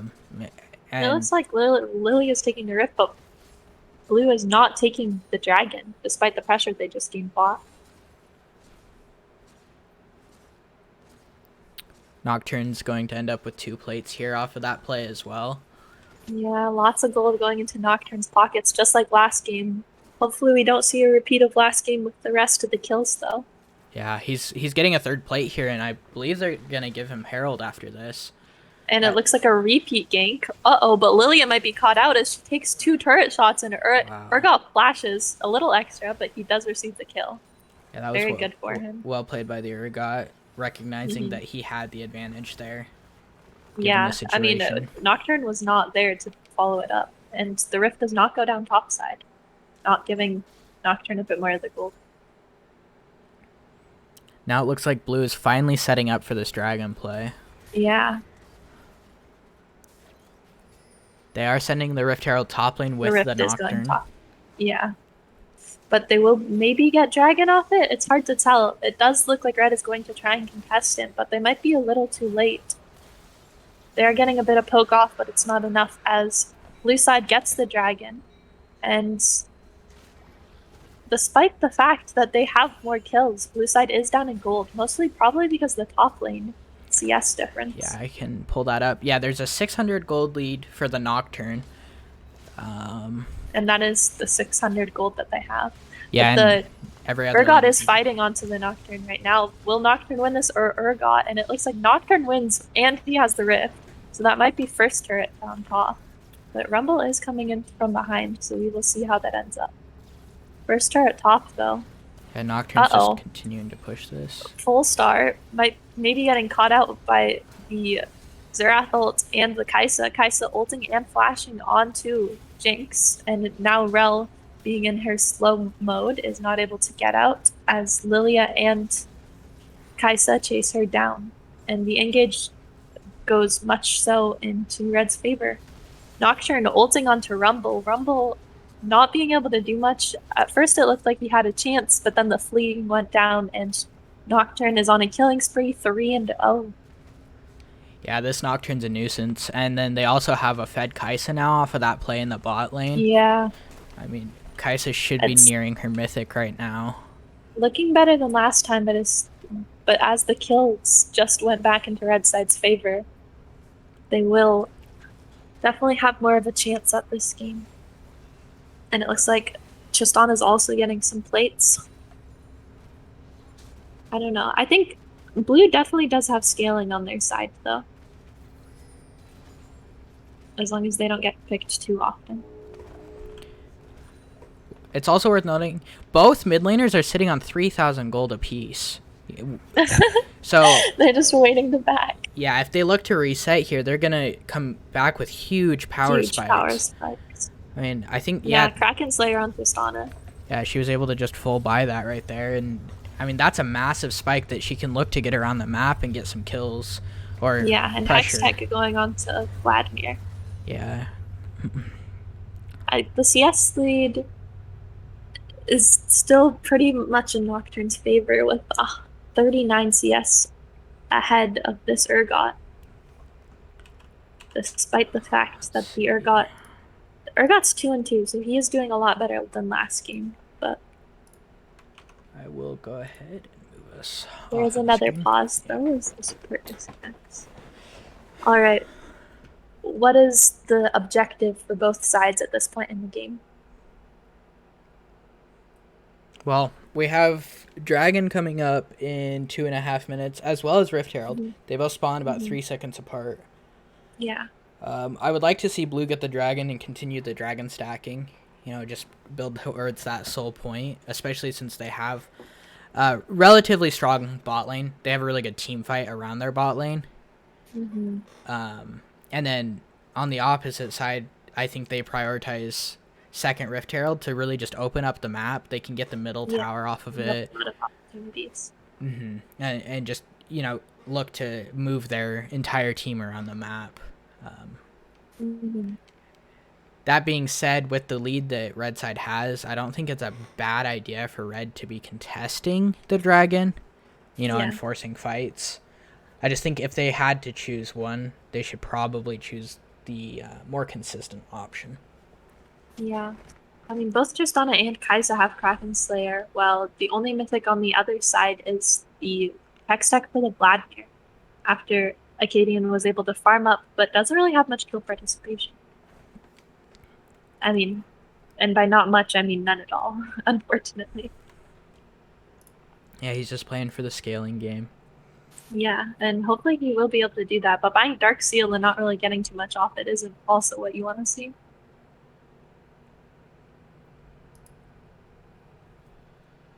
Stridebaker on the Nocturne already.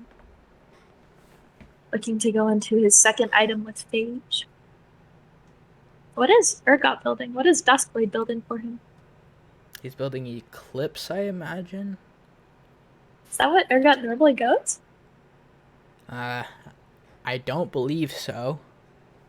I would have to look that up to see. Mm-hmm. Looks like Rumble might be going for the Hextech Rocket Belt as well.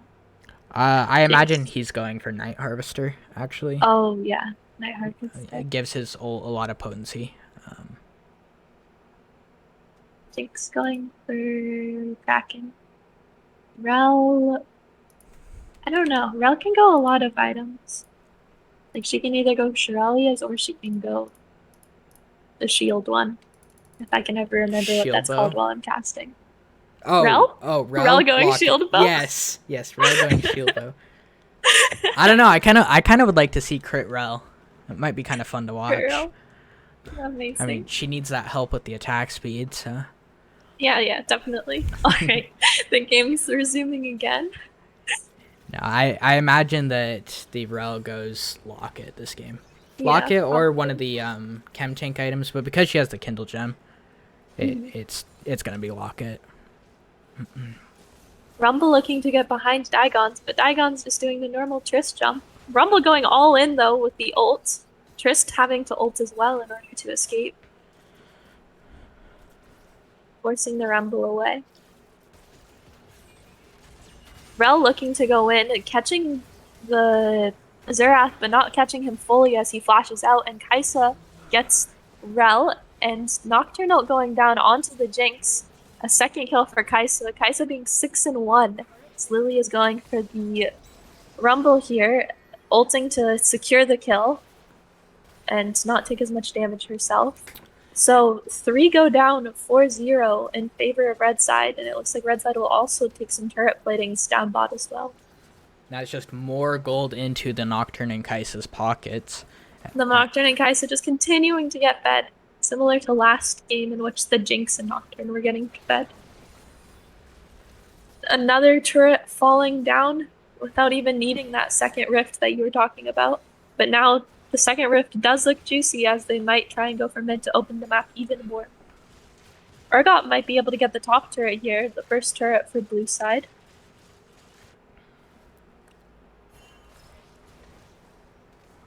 Digon's getting scarily low, but he always has the safety of rocket jump.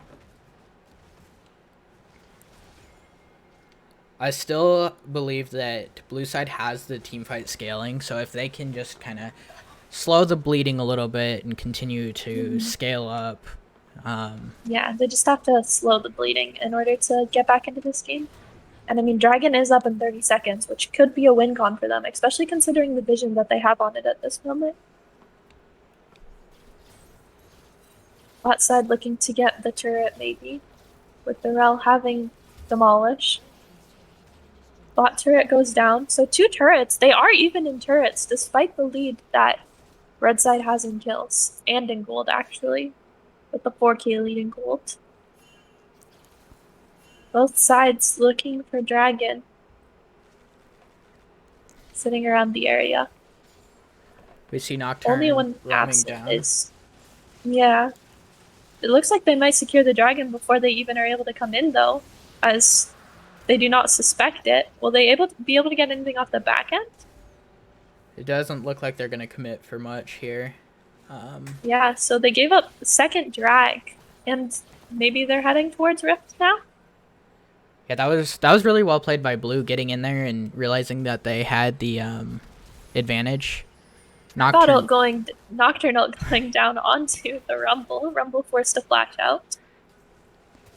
Looking like he might try and go back in with the Rel and the rest of his team all around him. Can they get the shutdown on the Nocturne? The Jinx shut. gets the shutdown on the Nocturne, which is very big. Acadian flashing forward, trying to get the shutdown on the Kai'Sa now.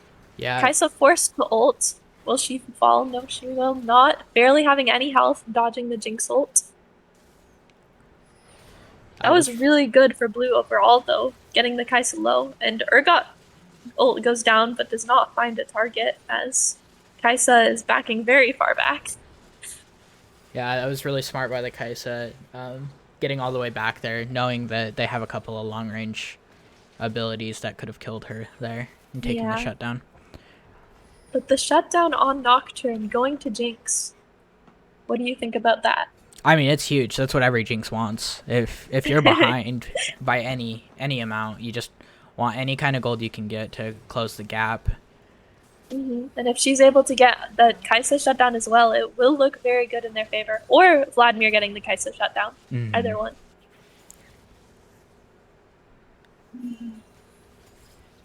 See Lilia moving top side and Vladimir just backing out immediately. Yes. No turrets have fallen down since, and the Rift Herald has not been taken. But it looks like Nocturne might be going around the Rift Herald. I don't know. Yeah, Nocturne has started the Rift Herald now.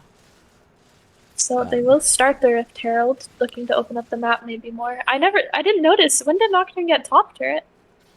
Nocturne got top turret with the Herald when they fought for first dragon, bot side. What about the second one? Oh, I don't know when the second turret fell. I missed that. Yeah, I did as well. It had to be second turret recent. opening. Yeah, it did, right? Well, second turret dropped. The Urgot did go Eclipse, as you said. Uh-oh. Lilia might get caught out. She does look to ult, but she is suppressed and killed by Urgot. They are now going in on the Daigons. He's not able to move as the chain Rel CC. Rel forced a flash, but still dies to Xerath ult. Being slowed really hampers her movement, and Xerath is easily able to land those ultimate shots. Yeah, we really see that lockdown that we were talking about in draft with the Rel versus Tristana there. Because Tristana was Nocturne going back in. It looks like Rumble might be dead as well, and in the back end, Red picks up quite a few more kills, making it pretty even. 3-4-2, I think. Yes. Yeah. So more than even. They got more out of it than Blue, despite the fact it looked so much so in Aqua's favor.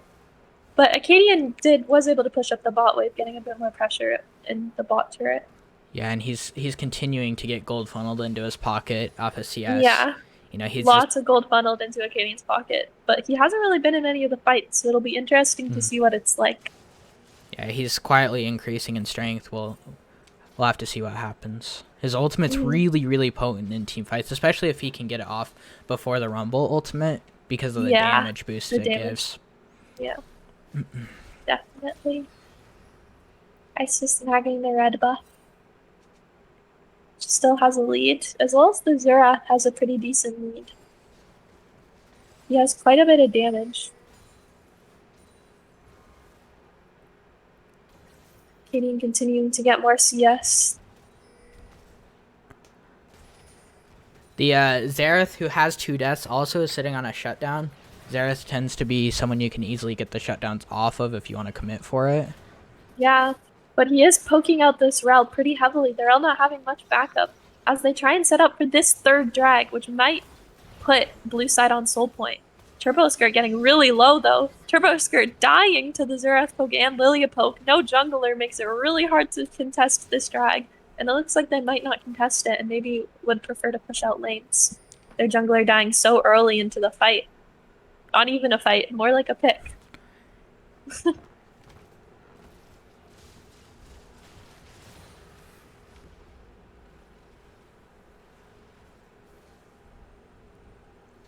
Yeah, it looks like they will even be able to get that Mountain Dragon.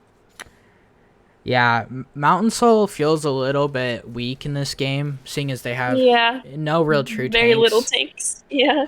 On the side of Orange, and then Aqua. I mean, they've got bruisers and stuff, so the Mountain would feel pretty strong over there.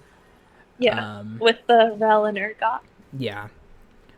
And you were right, the Hex Tech building into the Night Harvester on Rumble.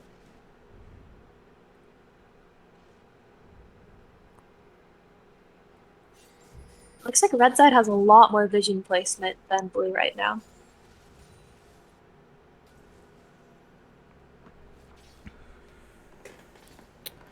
The Kaisa has switched over to Farsight, it looks like. Yeah, she has Farsight. There's still a rift in the hands of Lilia. Yeah, and that's got to be down to like 20 seconds. Yeah, she'll probably have to place it soon.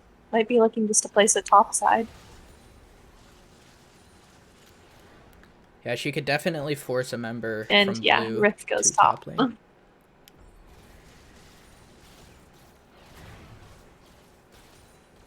Forcing someone top. Maybe Rumble will respond. But I don't know. Do you think that was the best place to use the Rift, or do you think there are more ideal spots? I mean, seeing as she only had the 20 seconds left on Rift, it's really hard to get an ideal spot. You really have to be thinking as a whole team where you want to get the Rift down and set up for it. Definitely. I think if they wanted to use it, they should have sent it to the bot lane with the Nocturne. Yeah. But it's really hard to do that with just 20 seconds left on the Rift. Vladimir Rel might try and respond to this Nocturne. Nocturne shielding, but still getting stunned and comboed by Rel, but running away very casually. It looks like red might be starting the drag, and although they do have vision on it, most of blue side is bot, so they might not be able to contest this Baron at all. Baron. Yeah, they're able to take the Baron quite quickly. That being said, but they are going to try and contest. Yeah, collapsing for at least clean up off the back end of it. We see Nocturnal going down after the shutdown. Jack Spectrum ulting just as he is dying. Nocturne not able to get very much. Rel trying to go in onto the Nocturne, but already using all of her engage on him bot side. He might be able to run away. Rumble slow going down, and Nocturne does fall. Apricot is left really low, but not dying, which he does still have the shutdown sitting on him, so it would be very juicy to get that onto one of their carries. Acadian finally getting team participation, going 1-0-3. Tristana was able to reset out of the back of the pit there. No one went in on him. No one went in on her. Yeah. Which is kind of funny. So they do have 2 Baron buffs still, but I think overall it was a very good cleanup. Able to get most of the Baron buff off of red side.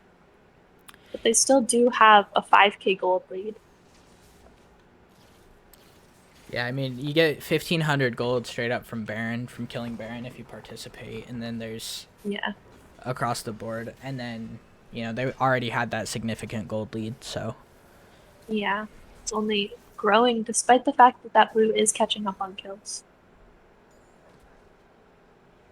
And the Vladimir scaling has most CS in the game and is at 2 items now and 5 stacks on his Dark Seal. is definitely a potential threat that Red will have to look out for in the coming fights if he decides he wants to show up. Drag spawning in a minute now. Both teams are going to eagerly be looking for this. Maybe? I mean, Nocturne doesn't have TP and he is top, but he is walking down now with his ultimate. Xerath getting more poke onto the Rel. He seems to get her half health down before every single fight. A fantastic Rel amount of poke. being this low is not a good way to start a fight. The Xerath is definitely doing his job poking before the fight starts.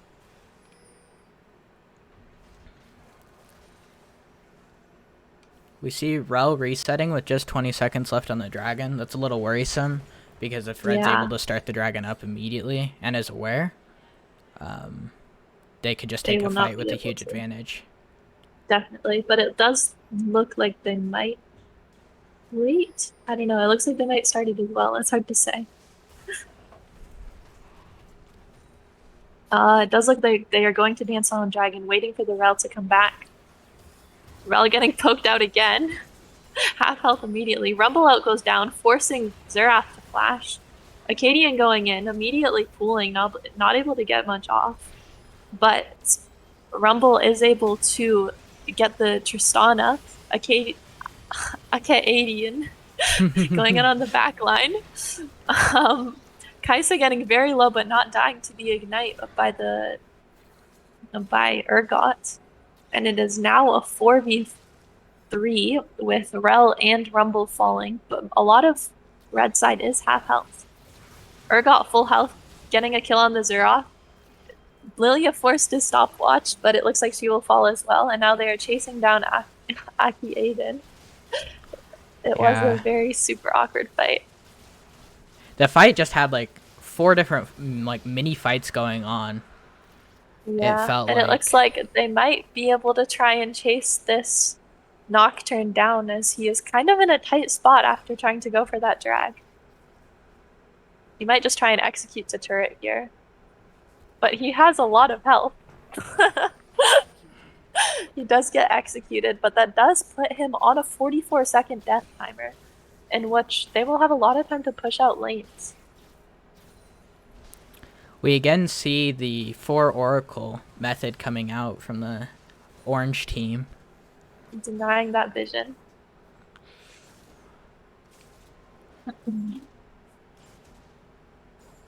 Or Oracle and a blue ward.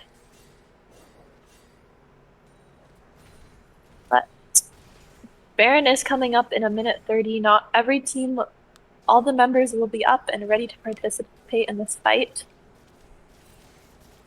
All ults will be up in this fight as well. Urgot did not use his ult last fight, I don't think.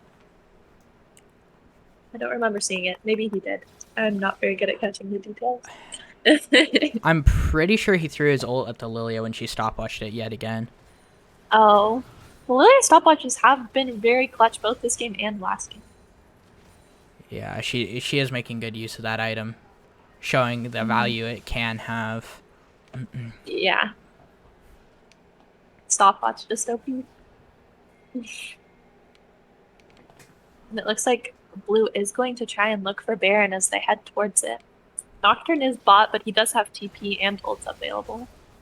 Lots of poke going onto the comical one's Rel. Tristana and Xerath getting poked, but it looks like they might try and engage on the backline here. Acadian going in, almost one-shotting Xerath. Jack Spectrum forced to blast, double kill going down to Acadian. Acadian's damage is definitely coming through as he's 4-0-3 now after having 0 kill participation very early in the game and to about mid-game.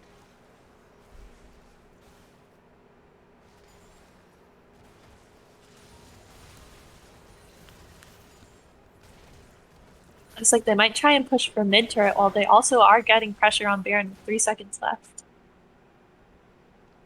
Yeah, having the 2 extra man advantage makes it so they can just continue to pressure the mid lane, pressure them off of the Baron, and work on the Baron in the side.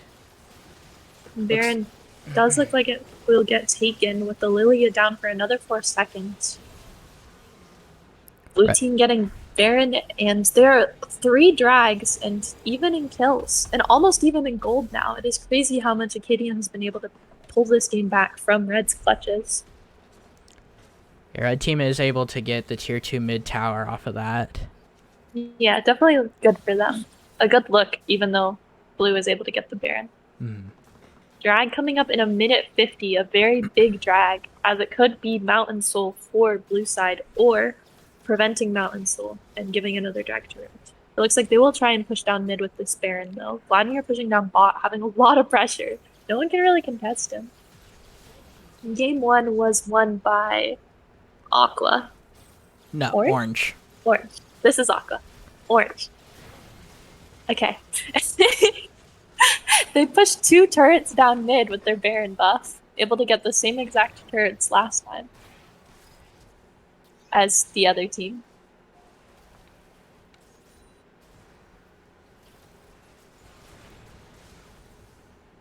We see just the rotation Looks like to they the might bot get lane. bot as well. Yeah, just to get this final tier 2 tower. Giving them a lot more pressure for drag. Jinx getting a lot of autos off as well. Lilia throwing bowling balls, trying to land a few in order to get maybe a good ultimate look, but the Baron minions are also very strong. 51 seconds till the drag spawns. Will Red be able to contest?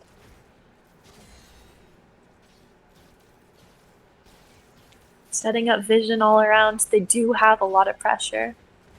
Vladimir backing, probably going to get an item of some sort, has a decent amount of gold on him.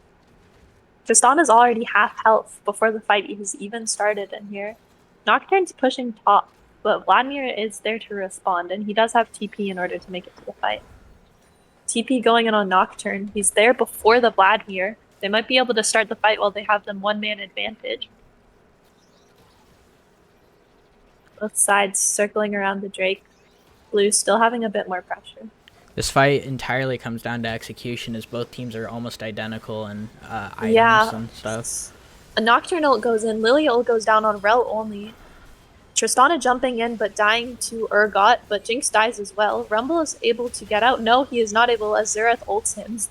Urgot going in onto the Kai'Sa, shutting down the Kai'Sa, and now going for the Lilia. Lilia stopwatches, showing her utilization of the item again. Quadra kill onto Urgot, as he was able to kill a lot of the members and even getting the Kai'Sa shut down. That fight was looking really bad for Blue when they lost Jinx as early in the fight as they did. But then yeah, but Murder Crap came back. 10-2 and 5-0 on the Vladimir as well. Getting this soul will be very good for Mr. Murder Crab and for Rel. Looks like bot turret may fall here. Tristana cannot do much about this Urgot.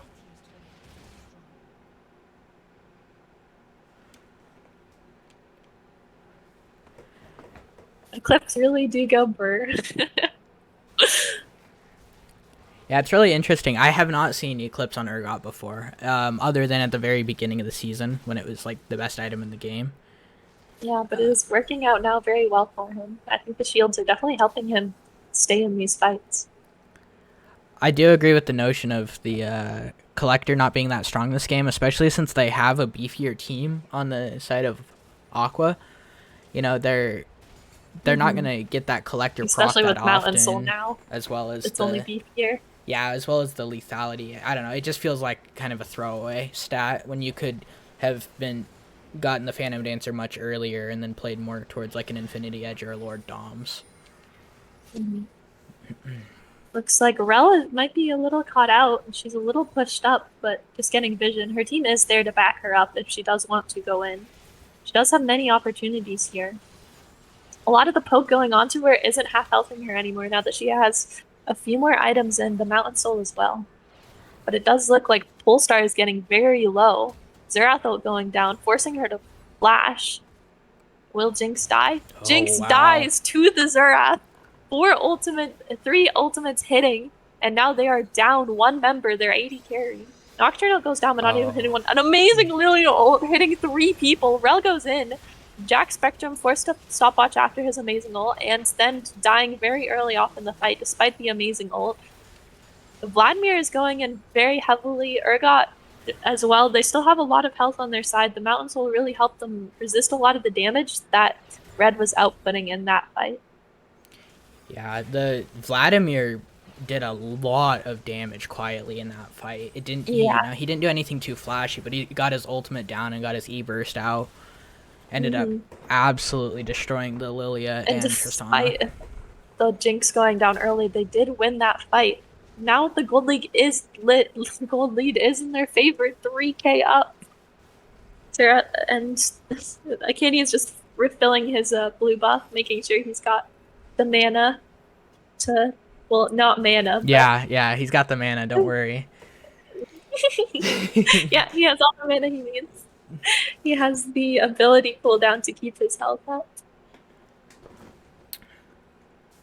It looked so good for red. They definitely comboed very well. The Zerath ult picking off the Jinx and then the really, really good three-man Lilia ult looked really good. But the Urgot and Vladimir are the ones this time that are really too strong that a full combo can't even defeat them. They just really have to get pick after pick for this game to be in their favor. It almost feels like an exact mirror of what happened last game, where the fights were looking really, really good for one team, and then Yeah. when they came in, there just was some kind of big turnaround in every fight that And led now to the other team winning. Red is looking for Dragon, getting or Baron, getting more pressure on it. Check objectives. They're all the same. Why can't they all just be called Big Lizard? Big lizard, I see. Yeah, there's the tiny big lizard, and then there's the big lizard, and then there's Hmm. the shelled lizard, and then the tiny shelled lizards. But that means Scuttle Crab is the strongest Baron, then, right? Scuttle Crab's tiny shelled lizard. I see. Purple lizard secured. I don't know. They should just all be called lizards. I mean, we could brand that, right? Now that the chameleon's the logo, but it looks like Rel's going in for an engage, ulting in. Lilia ulting only the Rel, but it is too late as both Jack Spectrum, Zerath, and Dagons have fallen. It looks like it might be GG for blue side, and we might get a game 3 here. And the game does end. Yeah. I mean, I hope to blue side, but Yeah, spectator bug, but yeah. They yeah, secured that big purple lizard and were able to win the game. I mean, we can brand it, right? I have no idea. All right, let's take a look at the damage charts. That does sound like a good idea. Urgot doing a lot of damage. The Zerath damage, though, that is, like, very unexpected. But, like, shouldn't be unexpected. He did so much poke damage in a lot of the lanes. Yeah, he did a lot of damage before the fights. It just didn't turn into quite enough damage. Yeah, especially because, like, maybe if he was going up for a squishier target, it would have killed them, but going for Rel and doing half a Rel's health was not really what he needed, especially because Rel gains that big shield with their W. So, now we are 1-for-1 in an Aqua vs Orange. One more game going down. Who do you think was MVP for that game? I have to give it to the Murder Crab. The Murder Crab? He had such a tough time in the first game to Yeah. turn it around, and frankly, he carried the game. He did the most damage. He definitely, that quadra kill was definitely very big. Yeah, it felt like he had the most input in the second game, so. Mm-hmm.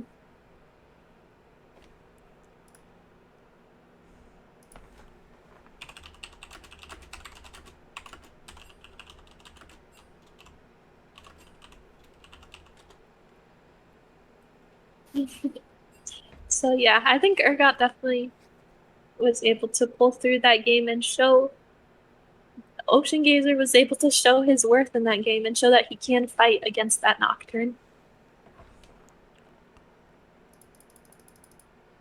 It looks like they will just be swapping sides yet again. So we'll be going back to the first game orientation with Orange being on blue side. It made so much more sense to me the other game. The other way. Yeah. Aqua being on blue. But, I'll live. Mm-mm.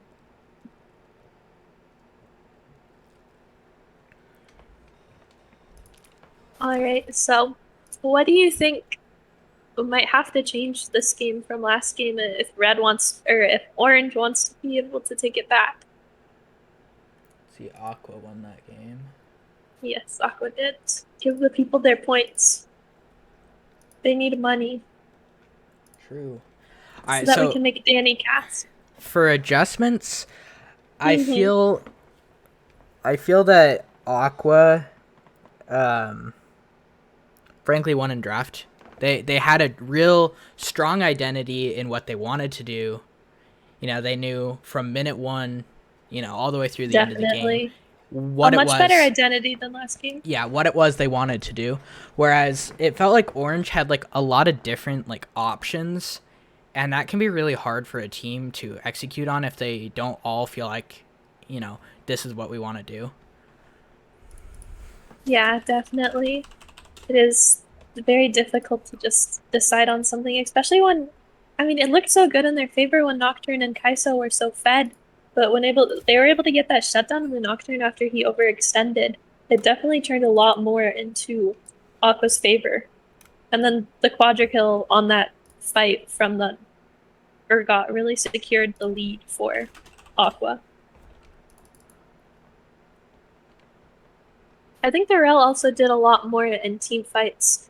Like, despite the Xerath half healthing the Rel did a lot for team fights. I don't know. The Xerath got a lot of picks, but the Rel helped a lot for peeling. So I think both supports did their jobs in that game. Um, as far as the next game, do you think there is an Urgot ban coming? I wouldn't be surprised to see it, but I also think that they might not realize how much priority there is on the Urgot. Yeah, and they might try and play against it again, knowing Mm-hmm. that he is a good Urgot. Yeah. I don't know. It's hard to say because, I mean, they took the set game 1 with Urgot available. That is true. So there was prio on the Urgot, but there just wasn't in the end, and they just took the set. Mm-hmm. Probably more looking for the team comp, but in the end, their team identity was, I think, a little too mixed up. Looks like we should be getting into draft here shortly. Yes. They did switch sides again, so we have Aqua on red and orange on blue, because that makes sense somehow. I don't know. Colors are weird. But their names are like so long. All right, it's counter target spell versus gaming club Aqua.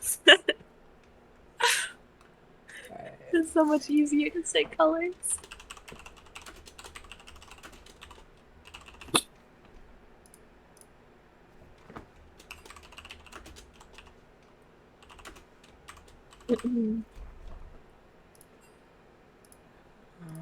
We are still just waiting. Yes. Okay. Everyone's in the lobby, but draft has not started yet. Did you grab anything to drink? I just have a big old glass of water with me. Nothing exciting. Boring. Lame. Gross. You and your milk. I don't know. Just drink milk.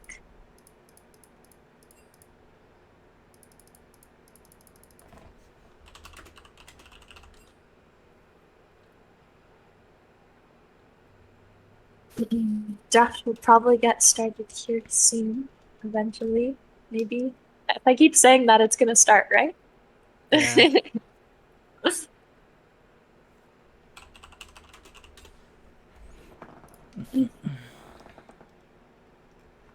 So Jinx seems to be a very contested pick, with it going to both teams. Oh, I see here. I just got... So what do you think about Jinx being a contested pick in this series? I mean, we've seen that both ADCs can play it well, and Jinx is one of the strongest ADCs in the game at the moment. I would definitely... Despite the fact that Ezreal is making a comeback in the meta. Yeah. I think she is definitely the strongest hyper carry in the game. Mm-hmm. So seeing that priority does not surprise me. Yeah, that is fair. But draft is starting, and we will see whether any team decides to change up their bans. I mean, Nocturne's gotten fed both games, and although they were able to deal with it, the second game, do you think it might be worth a ban? It might be worth a ban if they think it's Scary. worrisome. Yeah, it I, just really depends on their team comp, probably. yeah, and what they want to do. The Akali ban again, same old, same old. And the Ezreal ban again, they're just the same stuff. Where's the changes? It's more exciting when you change stuff. I think they're trying to win too hard. So the Ezreal getting out of there, the Akali getting out of there, no new champs for them as far as we can tell. Do you think Ezreal will be able to be played much in this league? Um, Definitely not for Orange, seeing as the reputation that's already been built. Yeah. I don't know what other teams are gonna put like priority wise with the Ezreal. I mean, he's a really Mhm. strong champion right now, but that doesn't mean that every team is gonna prioritize it.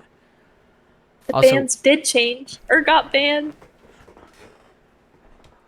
What were I you going to say? I really like the Urgot ban coming out from Yeah, it's a Orange here. very respect ban. And, he definitely deserves a ban after that performance last game. You don't want no more murder crabs. Tristana ban as well going down. I think Tristana is a Lots of good ban because of 86. the flex pick option. Yeah, the flex And pick is definitely scary. So you'd think that they might decide to ban Nocturne, but maybe they will not. We will see. there's the Nocturne ban. Yes, he will not be getting fed this game as there will be no Nocturne. So let us see how Blue Side will react, how Orange will react to this Nocturne ban after Prio picking it the last two games. And it was going top both sides, both times. So what other top laners do we have for options? I mean, we're right back to that Jinx priority. Right back to Jinx. And she's been first picked in all 3 games now. She really has been. I mean, she is so strong. She is a good hyper carry, and both ADCs were able to pull it off. What do you think they will respond with is in the ADC role this game? Um, Well, we see the Kaisa. I mean, yeah. they're trying to match scaling for scaling, it seems. Mhm. And Kaisa did play really well into the Jinx last game, so they're just taking that idea and trying to replicate it, I assume. But it Yeah, also matters what support they pick because it is very influential into that bot lane matchup. yeah, for sure. I'm also intrigued to see the priority. Okay, I like the Morgana pick here. Morgana. Yeah, that is definitely good in order to lock down the enemy and shield the hyper carries. And I believe it is still a flex pick potential. It has lost some of its potency in the jungle. Mm-hmm. But I know Turbo did play quite a bit of it when it was strong. So I think Yeah, it's still a flex pick option, even if it's not ideally going to the jungle. I mean, Morgana's just really good into Lilia in support and in jungle. So the Lilia pick is really interesting. Despite the fact it has done pretty good the last two games, I do think that it will be really hard to play into Morgana. With the shield for anyone being slept and the route to lock the Lilia in place if she's able to hit it. That is a hard route to hit, though. Let's see what this third pick is. Leona. So we have Jinx, Leona, into maybe Kaisa Morgana. Do you think they should put it in jungle now that they see Leona, or do you think it's definitely a support pick? I mean, if I'm drafting for red side here, the Morgana is Mhm. going support 100%. Morgana Yeah, is so strong into Leona. it's a Leona, I mean, the Leona has to think 2 steps ahead in order to win that matchup, definitely. and bait out the Has to black make sure shield. the black shield won't go down. Set going out again after his Urgot was banned out. Ocean Gazers opting back for the set, Mhm. not going into Nocturne this time. So let's see if he has a better chance in whatever matchup that Orange decides to pit him against.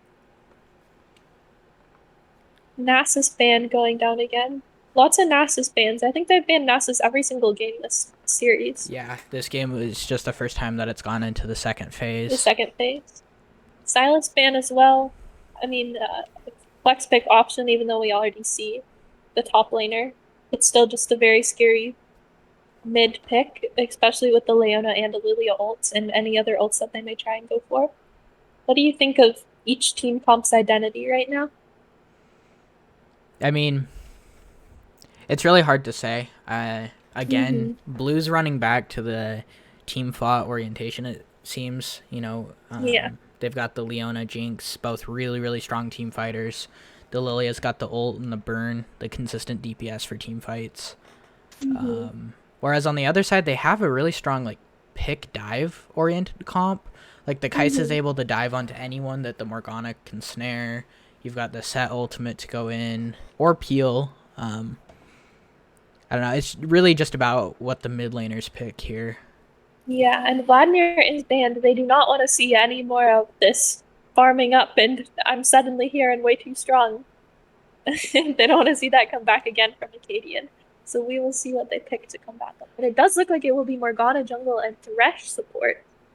What do you think about Thresh into Leona instead of Morgana? Thresh Leona's a skill matchup at its Mm-hmm. core. I mean, it's all about if Thresh can flay the Leona, Thresh wins. If he can't flay the Leona, he loses. Mm-hmm. So I'll be interested to see the 2v2 and what happens down there. Yeah. I think, what do you think about the matchup Thresh Kaisa versus Jinx Leona, though? Like, I feel like it might be Kaisa Thresh favor, especially early game. I'd say super, super early game, it's Kai'Sa Thresh favored because Thresh just does so much damage. But then again, Mm-hmm. Leona's really tanky, so if they don't have proper Yeah, targeting, she needs to they get the just ice. lose it. We see the Kennen coming Kennen out pick. on This is a Aqua. Kennen. Kennen into set. That's a really interesting matchup. Kennen is, I don't think, played very much in gap at all. I haven't seen it picked many times. Graves pick for the jungle. Wait, Graves pick for the mid? Yeah, I'm thinking it's a mid lane Graves potentially here. It's interesting to see. I don't Yeah, know. I looked at the Graves and then I saw the Lily and I was suddenly a little confused, but we will see where that goes in due time. And the last pick, LeBlanc. Acadian going back to one of his signature burst mages. Their comp is very pick oriented. Yeah, almost entirely a pick comp. Um, Yeah, so they really have to focus on getting those picks, and if they cannot, then it may go into Orange Team's favor since they do have slightly more of a team fight comp. Cannon really adds to the team fight. Braves is, I don't know where he fits in. yeah, they went like Red side went straight back to their game one comp Yeah. style of going for picks and then pairing that with a little bit of dive Hmm. with the Kai'Sa set this time. Yeah, but I'd say Orange Team's comp is very different from what they've shown in the past games. I mean, they do have, I don't know, the cannon is very interesting and will play very well in their team fight comp, but I don't think the Graves really fits the identity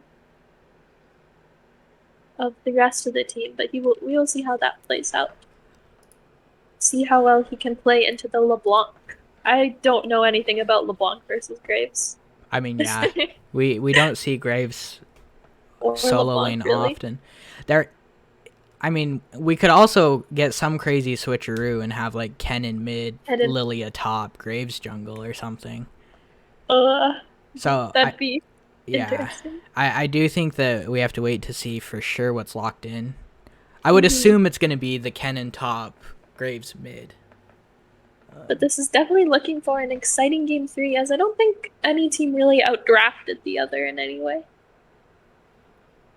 I think it's mainly out to execution. Do you want to start the poll or the Yeah, prediction? it's actually just finished. So Let's see. A lot going to Aqua. Hmm.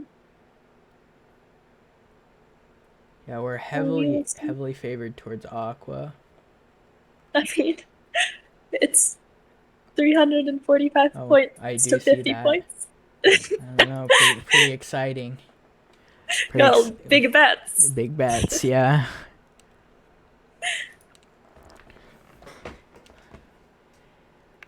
Why do you think they chose to put the Morgana jungle? Do you think it's just because of comfort?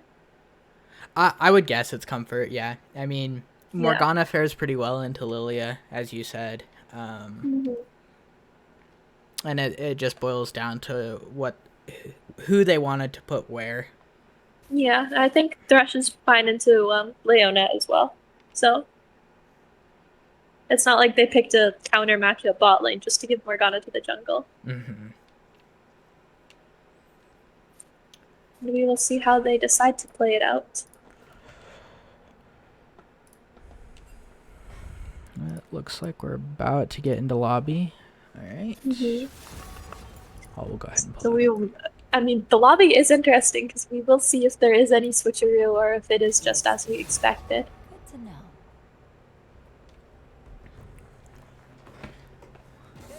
Yeah, I'm gonna be watching this closely to see who picks what. Hmm. It'll definitely kind of influence the outcome of the game.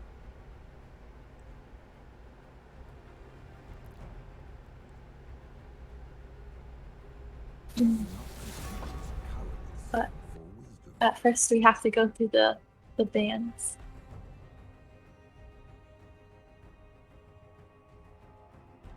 Let me get in there. How this is the third game. What do you think is on the mind for both teams?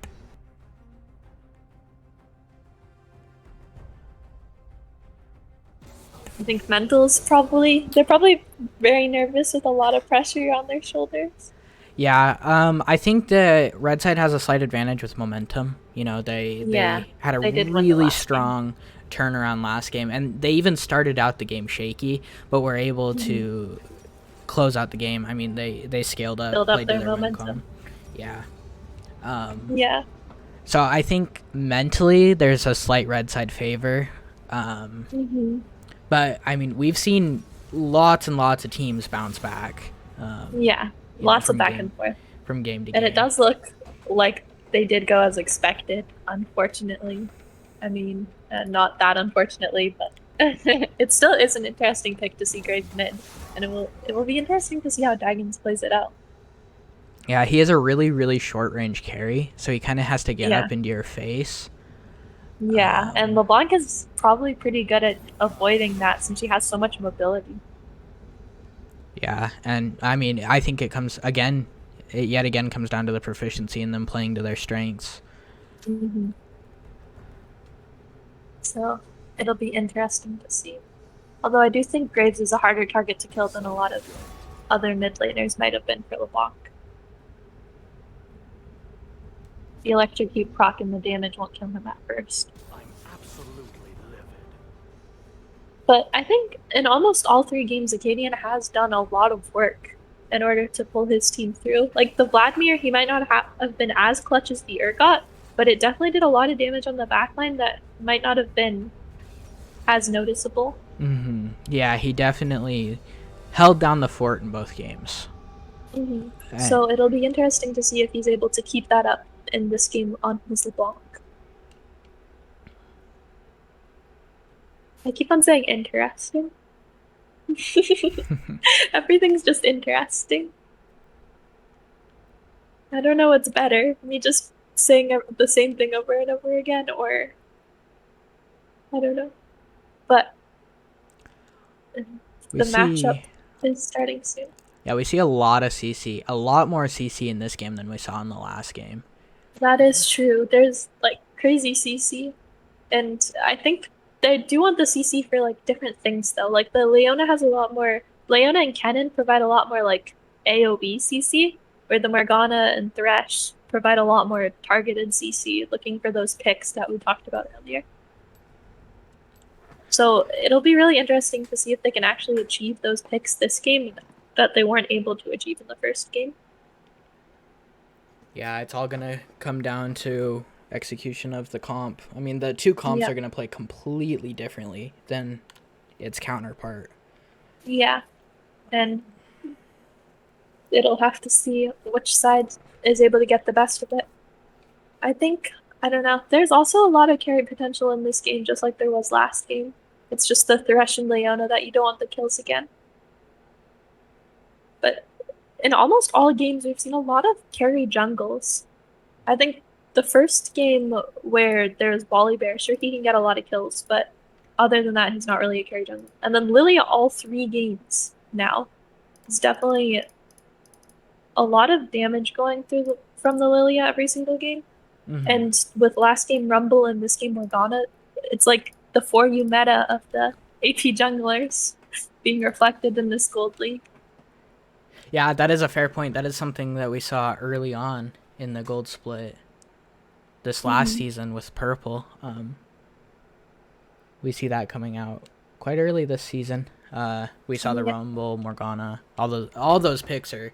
It's interesting to see AP in the meta versus like the AD bruisers that you tend to see in solo queue. Yeah, a lot of the tankier ones to peel, where a lot of the AP is going down here. And I mean, the jungle is providing for a lot of AP on both teams. But it's also the mid laner and top laner with Aki Aiden going Kennen to provide the AP, and then the LeBlanc has a lot of the burst damage. But there's a lot less bursty targets. This is like the first time that they've had an actual tank, that being Leona. So the burst mage might not be as effective with Leona is able to stop the LeBlanc in her tracks. 50 seconds until the match is starting. What do you think we might be looking for invades this game? I think it is possible for both teams. Yeah, I'd say red side has a lot stronger of an invade with the Thresh Hook Morgana binding potential. Yeah. They just have the 2 CC options instead of the one that Leona provides. Yeah, and Leona only really provides a lot of CC when they're coming into you rather than you going into them. So I could see them stacking a bush, but I don't really see them going for the invade, but maybe the counter, Yeah, the that is invade. fair. Who do you think will secure the first purple lizard? Or, I don't know. We don't know what color the lizard's gonna be. Yeah.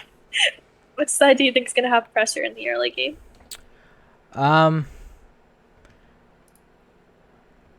don't know. I think top side it's gonna be red favored, and bot side it's gonna be blue favored.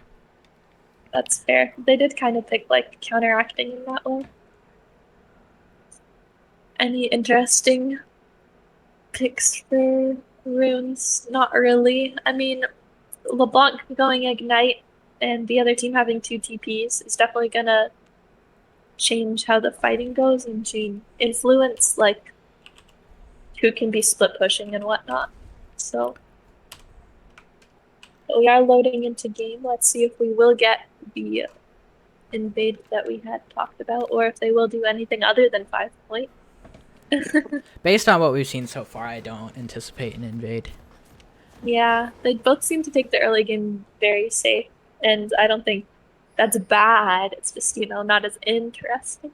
Yeah, it's not as exciting. Oh, we do see all 5 going towards bot side on. They are going somewhere. I mean, they just have good invade, so take it away. And Lily is getting out of base really, really late here because she forgot her potion. so they might have a good chance invading. They're going around, maybe to try and catch this Leona out. They are staying out of vision here. Do they commit to this? The threshold No, the threshold is the hook. They decide to back off. Oh, we do see Lilia going to get a ward in behind. Yeah, she does get a very sneaky ward and able to get vision off their failed invade. So overall, it seems that was blue favored as they were able to get that vision that will provide like I mean, they probably knew that the Morgana was going to start blue, but Yeah, it just confirms it. I mean, there's no and vision is good negative to getting that ward. when you can see them.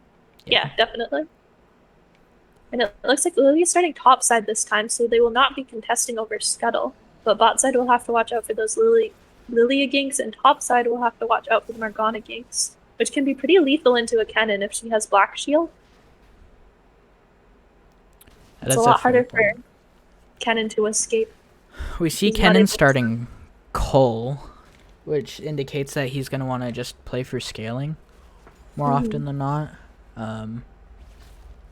Which is kind of surprising because he's playing a ranged into melee matchup, so I would have assumed that he'd go for the higher Not as damage much starting speed. item. Yeah, he wants to try and get a lead probably on the set before the set's able to gap close with a stride breaker or something of the sort. Good poke going onto the Kaisa. Just the Jinx autos. Set goes for a pull, but is not able to hit it on the cannon.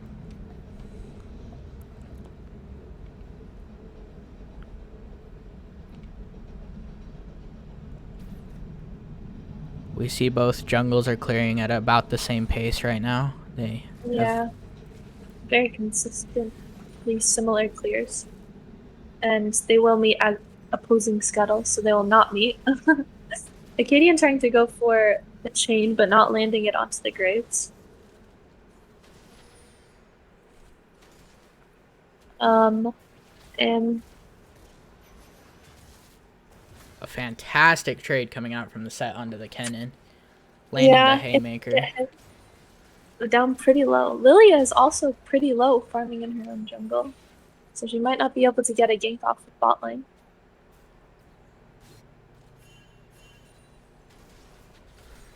Red team does know that the Lily is on bot side. They do have the vision there. Lilia getting bot scuttle, Morgana getting top scuttle as expected. Morgana looks like she might be going for a gank mid. Graves does have a bush in the ward, but not behind. Another good haymaker onto the cannon. Cannon is very low. Morgana binding going in.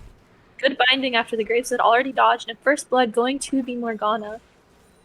I mean, after Graves had already used his dash, the Morgana had a very easy time landing that bomb binding. Yeah, the And only they were way able to easily burst it out. only way Graves escapes that is if he burns his flash there. Yeah, and I guess he just didn't think it was worth. Opaque redeemed to drink water. I don't have water. I can drink milk though. Drink your water, Jorja. You're drinking water? Alright. Well, Eric's got you covered then. Oh, another drink water. We're going at it today, huh? You drinking more water?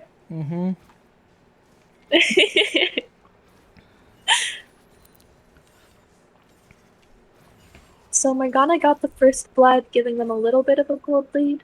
CS is pretty even in all lanes, nothing outstanding. Another drink water. Eric, drink up. I don't have water, so you just need to drink more. Yep.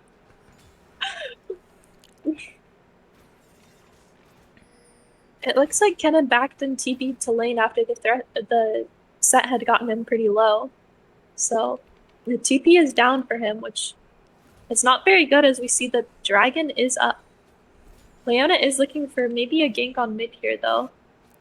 And it might be but LeBlanc doesn't get hit by the E, so it's a failed gank by the Leona. Let's drown, Eric. Morgana is clearing vision in the river, trying to get set up for that drag. I mean, Set just has TP and Kennen doesn't. Another drink water going to Eric because I don't have water. Oh, that's two more. Two more drink waters. Drink more water. I'm gonna run out. Another drink water. I don't know. You can go get some more, I guess. You guys are really gonna make me go get a drink in the middle of the game? The CS is still pretty consistent. Kennen ulting onto the set using Haymaker in order to try and not get hit by as much damage. And there's also a fight going on bot lane with Leona getting pretty low, same as Thresh. Thresh does get ignited by the Leona, and Leona does get ignited by the Thresh, so it goes Ignite for Ignite. But now Leona is going on for the engage, but gets flayed away by the Thresh. A good play coming down from the Thresh. And Guardian procs, and the kill goes to the Thresh, not the Kai'Sa, which isn't ideal, but still a kill is a kill no matter what, and it does give a lot less pressure. Morgana is looking for a pick on Lilia in her jungle. The Kai'Sa is getting kind of low. There's 4 people bot though, as Set TP'd down in order to try and save the Kai'Sa, I assume? Kai'Sa's really low, staying bot lane. Fortunately for her, Jinx doesn't have ult, but Yeah, it looks like they will try and secure this drag. It was a pretty interesting trade. They only burned their utility or their combat summoners. No flashes were burned. Yeah, in the no bot lane. flashes went down, which is actually kind of, I don't know. They're saving them for next game, just as I would do. I don't know. Next game just sounds pretty good, you know? More water. All right, here's one more. One more. What are you gonna do if they redeem another? We'll see. What is that supposed to mean? Oh, there's Uh-oh. another one. And another one. I'm drinking like a droplet of water a time now. Oh boy. Oh, that's 2 more. Lots of drink waters. I'm being assaulted at this point. He's Oh my getting drowned. goodness. Electric Rock goes into the grave, but LeBlanc is forced to flash out. I don't think he actually was forced to flash out, but Graves is scary, as not many mid laners probably know how to combat him. At least I didn't when I played Yo, against where him am I instead. at? 1, 2, So, 3, I don't 4, know. 5, 6, 7, 8 more. Oh, It looks boy. like Oceanger is dancing in lane, but is getting punished for it, getting stunned by the cannon. You guys should stop spending your points. I'm out of water. Go get more. Looks like LeBlanc is trying to go for a trade. Ignites the Graves. The Graves will not die though, still remaining with a little bit of health. Leona's coming back bot lane after being mid lane for a bit in order to look for a pick. No outstanding CS differences right now. Kennen is 10 CS up, but other than that, it is pretty similar. And Kennen is backing, so Set will have this wave in order to catch up. As far as kills, they are 2 in red favor, so it does look very good. And they do have the drag up as well, but they do have the Jinx scaling on blue side. It's kind of impressive how low kill this game is. Like how few kills there have been in the game, seeing as how much fighting. Compared to the last game, and how much fighting. Yeah. Definitely. There's been a lot of fights, but not much kills. And a lot of trades going on as well. It looks like Graves might be trying to roam up top or just check on the Rift Herald there. Both junglers doing a pretty even job in CSing. It looks like they might try and go for another play onto the Graves. No, Morgana's instead deciding to Chill and Pixel. Yeah, chill and Pixel. I don't know. Direct to camera wasn't showing me what she was doing. It was showing the entertaining CS in bot lane. But it does look like Lily is going to go for a gank on the bot lane. Thresh might be caught out here after getting E'd. He is forced to flash out. And Leona gets the kill with her ultimate, unfortunately. You would definitely want that onto someone else in that lane. But in the end, a kill is a kill. And the Thresh and Leona are both 1-1. I just had some water delivered to me. You need more water. Oh boy. I don't know. Alright. Alright, so we are now 1-2. The first kill for blue side going on to Leona. It was a very good gank by Lilia, and the E hitting on the Thresh was definitely required in order to get that kill. But you definitely wanted that on the Jinx. You need some more kills on the Hyper Carrier. Anytime you can get them. Alright, I'm finally all caught up on the water. Alright, good job. Do you have any words to say now that you've stopped drinking? Am I allowed to cast yet? You want to guess? A Thresh hook going to being thrown at the Graves, but it does not land. But a binding does land on the Lilia, and it looks like Lilia is forced to flash. Morgana does get the kill, but forced to flash as well in order to get out of the turret range. And Thresh just takes an extra turret shot for good measure. Leona is top side, which might give some pressure bot in order, while Thresh is coming down a lot sooner, while Leona just sits and waits patiently.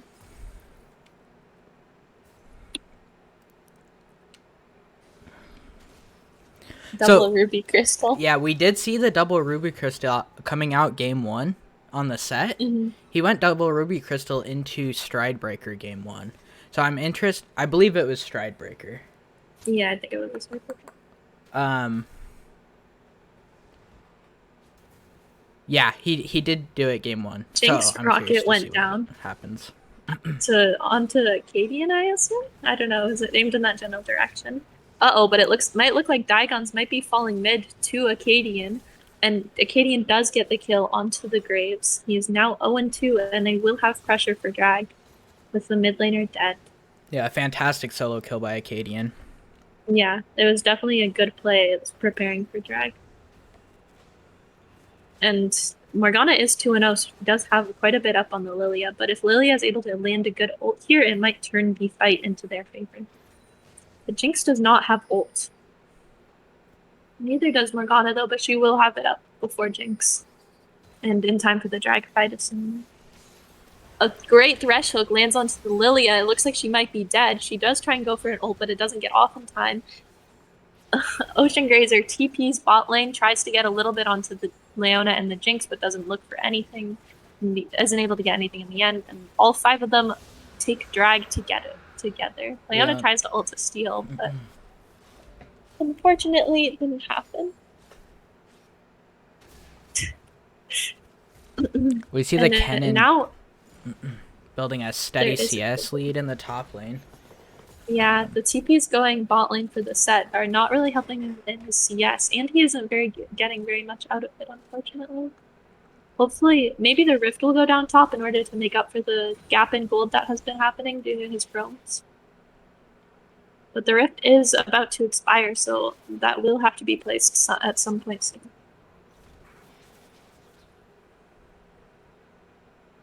And there's not much of a gold lead despite the fact that they are up 4 kills, mainly because of the CS gap top and bot lane as well is 20 CS gap. Yeah, we see a full 1,000 gold lead in the top lane. Mm-hmm.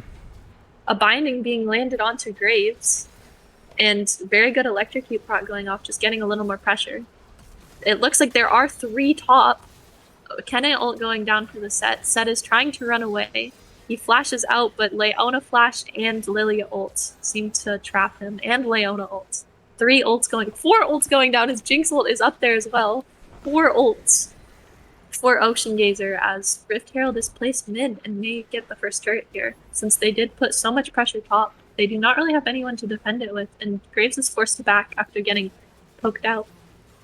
Jinx has kind of been solo laning most of this game, but still is doing pretty good. But as I say that, Jinx is getting turret doped by Thresh and Kaisa and does fall. Rift gets another push into the mid, and it looks like bot lane turret might get taken as well after Jinx had died heroically, missing her Leona for the past few minutes. Yeah, it was a fairly well played tower dive bot lane as well. Yeah. It's something to pay attention to, seeing as the Thresh was picked into the Leona. I don't know if they anticipated the roaming or what it was, but they were able to execute that dive quite well. Very well. Yeah. And the gold lead is now more in Red's favor. They have an extra 1,000 on them. And shutdowns on Thresh and Morgana. The Morgana one is understandable. The Thresh one is a little interesting.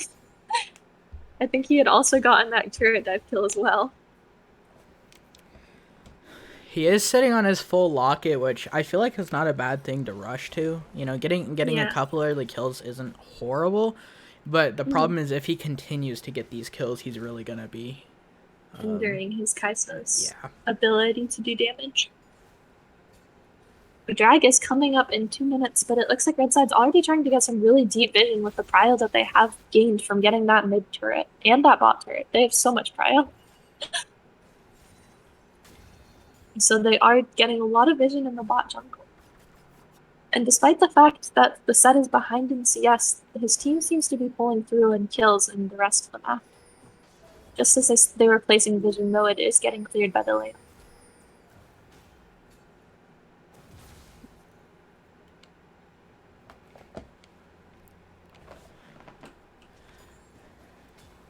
The individual lanes, we have a 1,200 gold lead going over to the Kennen versus the set. The Morgana is up 800 gold on the Lilia. We see a 1,200 gold lead on the LeBlanc over the Graves. And then we see a 1,000 gold lead on the Thresh over the Leona, with the Kai'Sa having a 500 gold lead. Definitely a decent amount of gold in most cases on Red Side, except the top lane. You're definitely playing for the Kennen. What do you think about that as he ults right now? And four people are going off. Kennen at 2 or 3 items is really, really strong in team fights and can honestly 1v5. So if they can get him to that point and he can get a proper flank off, then it's huge for them. Worth it. Yeah. Yeah. But in order for him to get to that point is really difficult, especially if his team continues to bleed the way they are. Yeah. But they did manage to get Rift here. But at what cost, as Drag is coming up in 12 seconds, and this will be sole point for Red Side. And they might not be able to contest it. Although they are going down in order to contest it. Lily is placing the Rift mid after just receiving it in order to get a little more pressure mid. But they have started the Dragon bot, but they will not be able to finish it as they're contesting it. Kai'Sa forced a flash really early in order to dodge the Leona ult. Leona might be getting caught out here, but they might get the drag off the back end of it. Yeah, Blue team did play the dragon, but at what cost, as Jinx and Leona have now fallen. The TP from Set yet again. I mean, it provides pressure, but this is the third TP he's spent where he's going to a completely different lane and getting, effectively no gold out of it. Yeah, it is definitely interesting. But we do see that Kai'Sa did get a kill there. Good for her. And they will get mid turret here as well, which is just opening up the map even more, providing even more pressure. Baron spawning in 50 seconds. Do you think they will go for it? They definitely need to reset before they can look. Uh-oh, and Lilia lands a really good ult on 2 people. Thresh flash hooking this Kennen, but he is not getting the follow-up that he needs for his team in order to get the kill. Yeah, it was a really good-looking flash hook, but... Yeah. I don't think the rest of the team was looking at them, unfortunately. They are going to try and get some damage on top turret, though. Some well-needed damage after set. Uh-oh, but Leona might be caught out again. She ults. Uh-oh.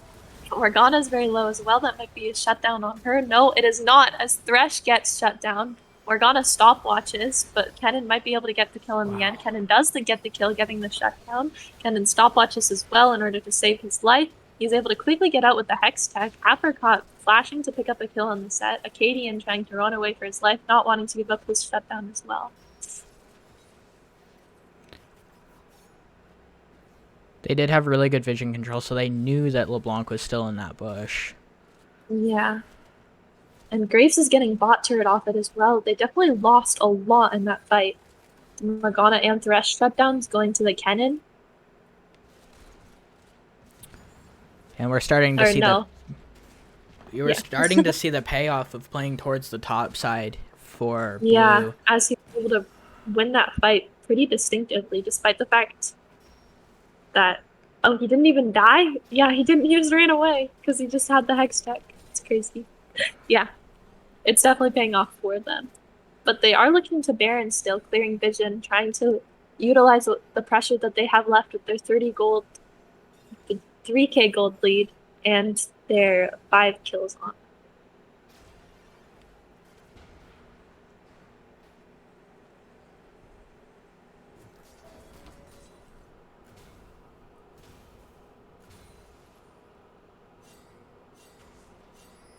They're having to back off of the top turret as they are aware that there are many people coming for them.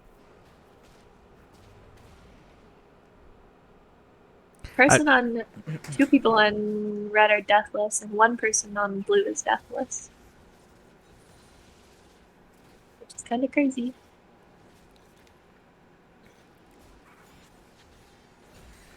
Yeah, I mean, compared to the last couple of games, it feels like there haven't been a ton of kills. Mm-hmm. You know, with the Digon's last. forced to flash, and they're chasing down Acadian, but Blanc has mobility and is just able to get out.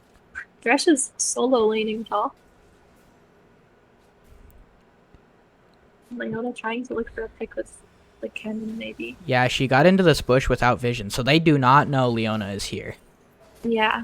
And they see her and are scared as Leona ults and goes in onto the Kaisa, and the Kaisa ults into the cannon ult and gets stunned. But maybe this sets time to shine as he has appeared. Kaisa gets a kill onto the cannon, which is very good. It looks like Acadian gets a kill on two Digons, but at what cost is Lilia ults and will shut down Acadian, giving him his first death. But they will probably get top turret off that top play. Despite the fact that Leona was hidden, they still lost that fight. Why do you think that is? I mean, they just didn't have enough damage, and the engage from the Leona and the Kennen seemed pretty uncoordinated. Like, the Leona went in as the Kennen was leaving. Yeah. And then the but Kennen then the Kaisa ulted into the cannon ult. Yeah. I mean, that's just pure gold value. You know, Kaisa and Thresh have a lot more gold than the Kennen Leona combo do. Definitely. Despite the fact that they've been trying to push this cannon ahead, the Kaisa is undoubtedly ahead. And drag is coming up here, the fourth drag. Definitely another one that they are going to try to contest. I mean, they did get the shutdown on Acadian, so they have a bit more gold in their pocket. But it still might be hard to contest, especially because Kennen won't have ult up for a few more seconds. And so they are unable to fully contest it. Jinx ult goes down, but the drag is already long dead. And it doesn't look like they'll be able to get much off the back end either. Other than the tower, that is the minions that are pushing into the mid tower.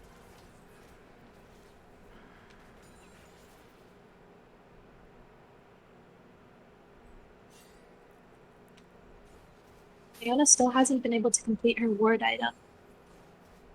What do you think about that? I mean, it's been hard because they've been zoned out of lane a lot, and Leona has spent a lot of time roaming. As we see, she just completed it. Do you think it's been very effective? I think where she's looking for the roams has been good, other than the one where she gave up the tower dive bot lane. But overall, the roams have been well placed. It's just unfortunate that they weren't able to get Looks like Acadian might get another solo kill. I mean, the shield build does come out. Zonia's does come out. Leona ult does come out from the side. Oh! But she's still able to get the kill as they fall for the fake. Leona does ignite and get the kill on Acadian, though. But the fact that she was able to get a kill after that amazing Leona ult into the Zonias is very unfortunate. And they will start Baron knowing that Leona's bot side and Graves is dead. Will Blue be able to tell in time? They are looking around it. They do know because the Jinx ult came up. I see. They're gonna get off Baron now that they know that they've been spotted. Despite the fact they don't have the numbers advantage anymore, so they're just gonna run away.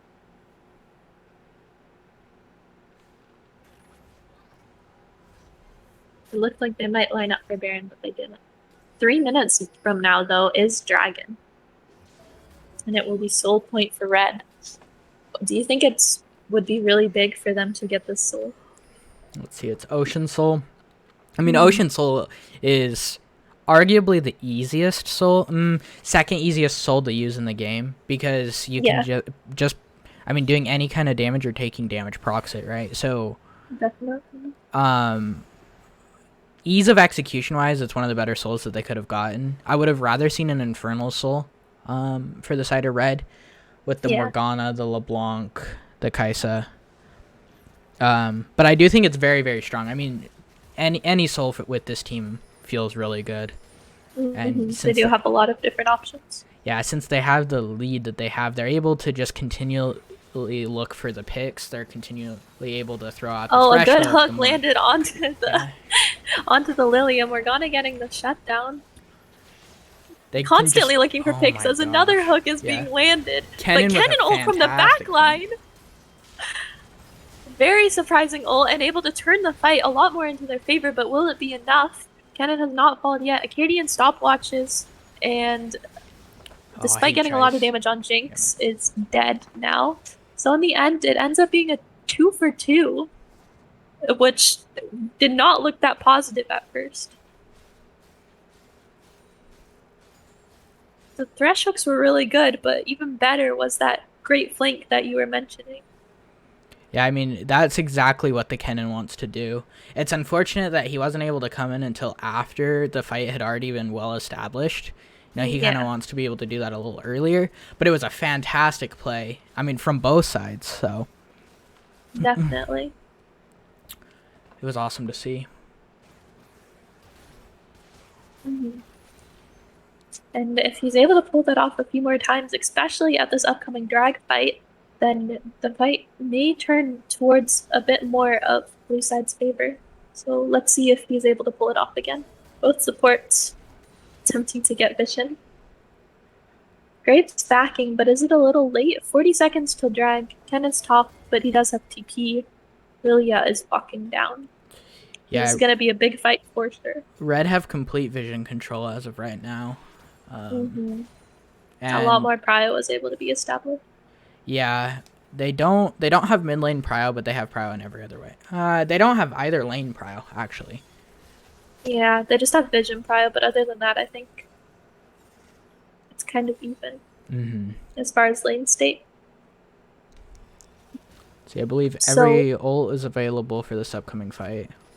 Yeah, so we'll just have to see how that cannon ult is utilized, because I think that's definitely what the cannon ult, and if the Jinx is able to get enough peel to get her damage off, is how it's gotta play out. They do have a control ward, so they do see that the dragon's being taken. Jinx ult goes down kind of early, but Kaisa does get the dragon anyways. A really good cannon and Lilia ult, but is it gonna be enough? Okay, Aiden goes down very quickly. Graves gets Kaisa on the back line. Acadian is trying to kill Graves, but might end up being the one dying this time. And double kill goes onto the Graves, but the Thresh does get a kill onto the Graves to end it off. And now it is just Leona in a 1v3 situation. Flashes out, but will she be able to get out with the CC that is provided? Morgana misses the Q, so she might be able to get out. Thresh has Moby boots. Thresh misses the Oh, hook, but Morgana hits the Q, and unfortunately, they go down. So they get Soul, and they pick up 4 kills. Jinx being the only one to escape. Sets TPing mid instead of walking. Definitely trying to get the turret and maybe the inhibitor. Jinx forced to Gale Force out of the set. What do you think about the Jinx going Gale Force this game? Gale Force is really good since they have a lot of the pick potential. I mean, if That is if true. she's quick with her fingers, she's able to, get out of All the the- CC that they yeah. have. mainly the Morgana and Thresh CC. Mhm. I think it's a good option. It's not, necessarily what you want to go for damage wise, but she's also not the sole carry of the team. She Yeah, has 3 they other did really focus a strong lot. damage sources. So Jinx goes towards Dragon a little early. Will they be able to tell that they are all just sitting in this bush patiently waiting? They see the Thresh. Thresh might be trying to look for a pick on the cannon, but cannon's too fast. He got the moves. we see Graves pushing bot lane with TP available.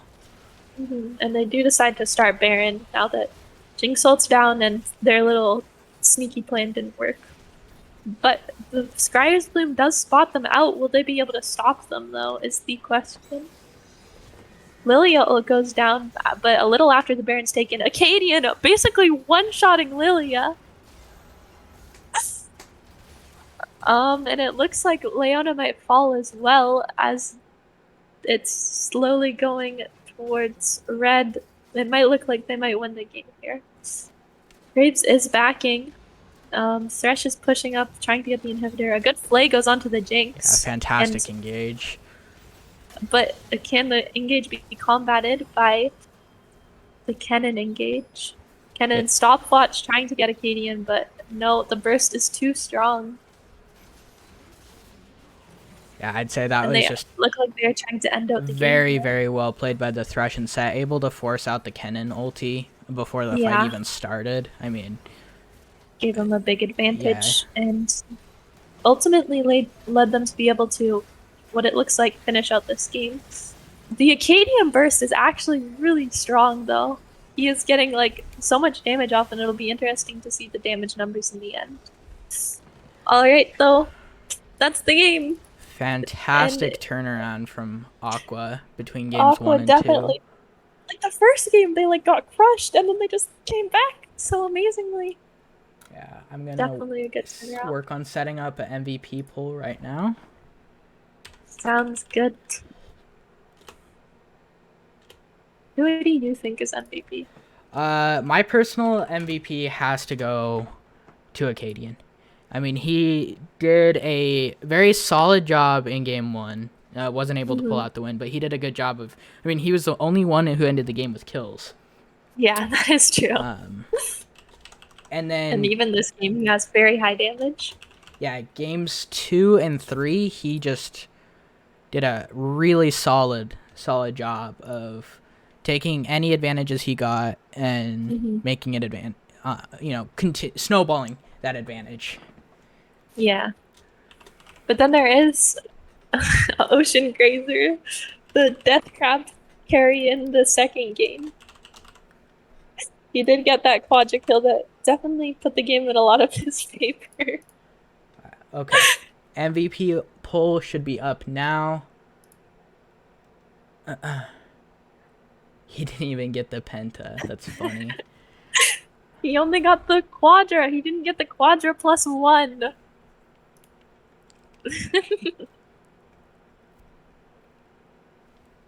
Yeah, I do think Acadian really pulled his way in all three of these games, which is really big considering the first game was such a stomp except for in his own lane. And the second game, even though he didn't do very much, he was able to come through in the end and definitely give the enemy team a scare after his damage numbers were shown. I mean, not very visibly, though. All right, who's winning the poll? Let's see here. Let me pull up damage. It looks like it will end up being Acadian. 6 votes. Unless some drastic thing. All right, there he is. All right. I will get Acadian in here. Oh, there he is. Oh, what's going on? Hello. Good games. Thank you, thank you. GG.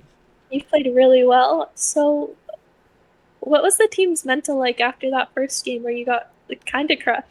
Yeah, we don't want to talk about that. Okay, we don't? Okay. Next question. Well, can we just breeze over that question and skip to the games we won? That'd be fantastic. Yeah, the games you won. So I heard you stole I heard you stole the penta for Death Crab. Can we talk about that? Listen, he didn't earn the penta. That's the thing, right? Yeah, you did the damage, you know? Exactly. Like our team enabled him to get the quadra, and that's what sometimes the big ego in top fails to realize. So if you were in the chat, you would have heard him screaming that he was the MVP, but that's okay. What were you thinking that game, like farming for so long as Vladimir? Like, were you expecting the enemy team to be surprised by your damage once you eventually came out of the side lane? Yeah, pretty much. I mean, we just wanted to slow things down after that atrocious game 1 because we got absolutely steamrolled. The heads weren't where they needed to be, after that. So we just wanted to slow it down and take our time and just make it like solid plays. So Yeah. Do you What guys did you have a think playing primary? into Grapes? excuse me, what? Just Eric. You go. Okay. Do you guys have a primary shot caller? And how do you tend to decide on what play happens? You know, we're still like so new that we're getting it all ironed out, which I guess was most of the problem in game one, just because I feel like we either like stomp or get stomped, and there's no like middle ground at this point. So once we play a couple more games together, then we'll get the hang of it and we'll iron all those things out. Gotcha. Yeah, you definitely showed ironing things out throughout the series as it became more and more in your favor throughout the games. Yeah, listen, let's just make it a habit. You know, we're gonna come in, we're gonna throw game one. You know, we can get their confidence up, and then maybe we just come back and take the set. Who knows? Yeah, maybe. And that'll be our calling card. Are there any teams you're scared about if you're going to do that style for the rest of your games? Listen, the only teams we've played have been orange and pink. We scrimmed pink one time, and that looked like game one, so that was fun. Are you scared of pink then, or you think you'll pull the reverse sweep again? Listen, pink's been playing in gap for a while, like at least individually, right, Phoenix? So Yeah. I mean, I'm not too worried about it. We're definitely throwing game one for sure. But games 2 and 3, they'll probably be a bit closer. So I just have to prep for game 2. Not just don't worry about game 1. Exactly. No, you've got game 1 in the bag. I like it. Yeah, don't worry about that one. All right. Well, congrats on your win. I guess we can leave you to go celebrate with your team or get yelled at your team for being MVP. But Yeah, we're just gonna go count who has the least amount of wrinkles on their brain after. Oh, yeah. Set. Yeah. There you go. No, but we appreciate you two casting like over 4 hours of League. So thanks. Yeah, I know. It was good games to cast. So thanks they for were that. Definitely.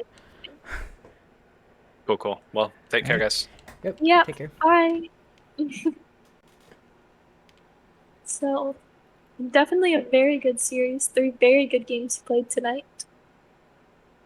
I'm probably going to lose my voice tomorrow. This is like the most I've talked. I'm sorry if I interrupted you too many times. Nah, you're good. All right. Well, I guess we can end off the stream here. Tomorrow, we will have another Gold League match. It will be Redemption Red versus Smiley Face Lilac. And that will definitely be an interesting match, I think. So make sure to check that out tomorrow at 9 p.m. EST. But for now, we're going to end off the stream. So Thanks for goodbye. watching. Thank you.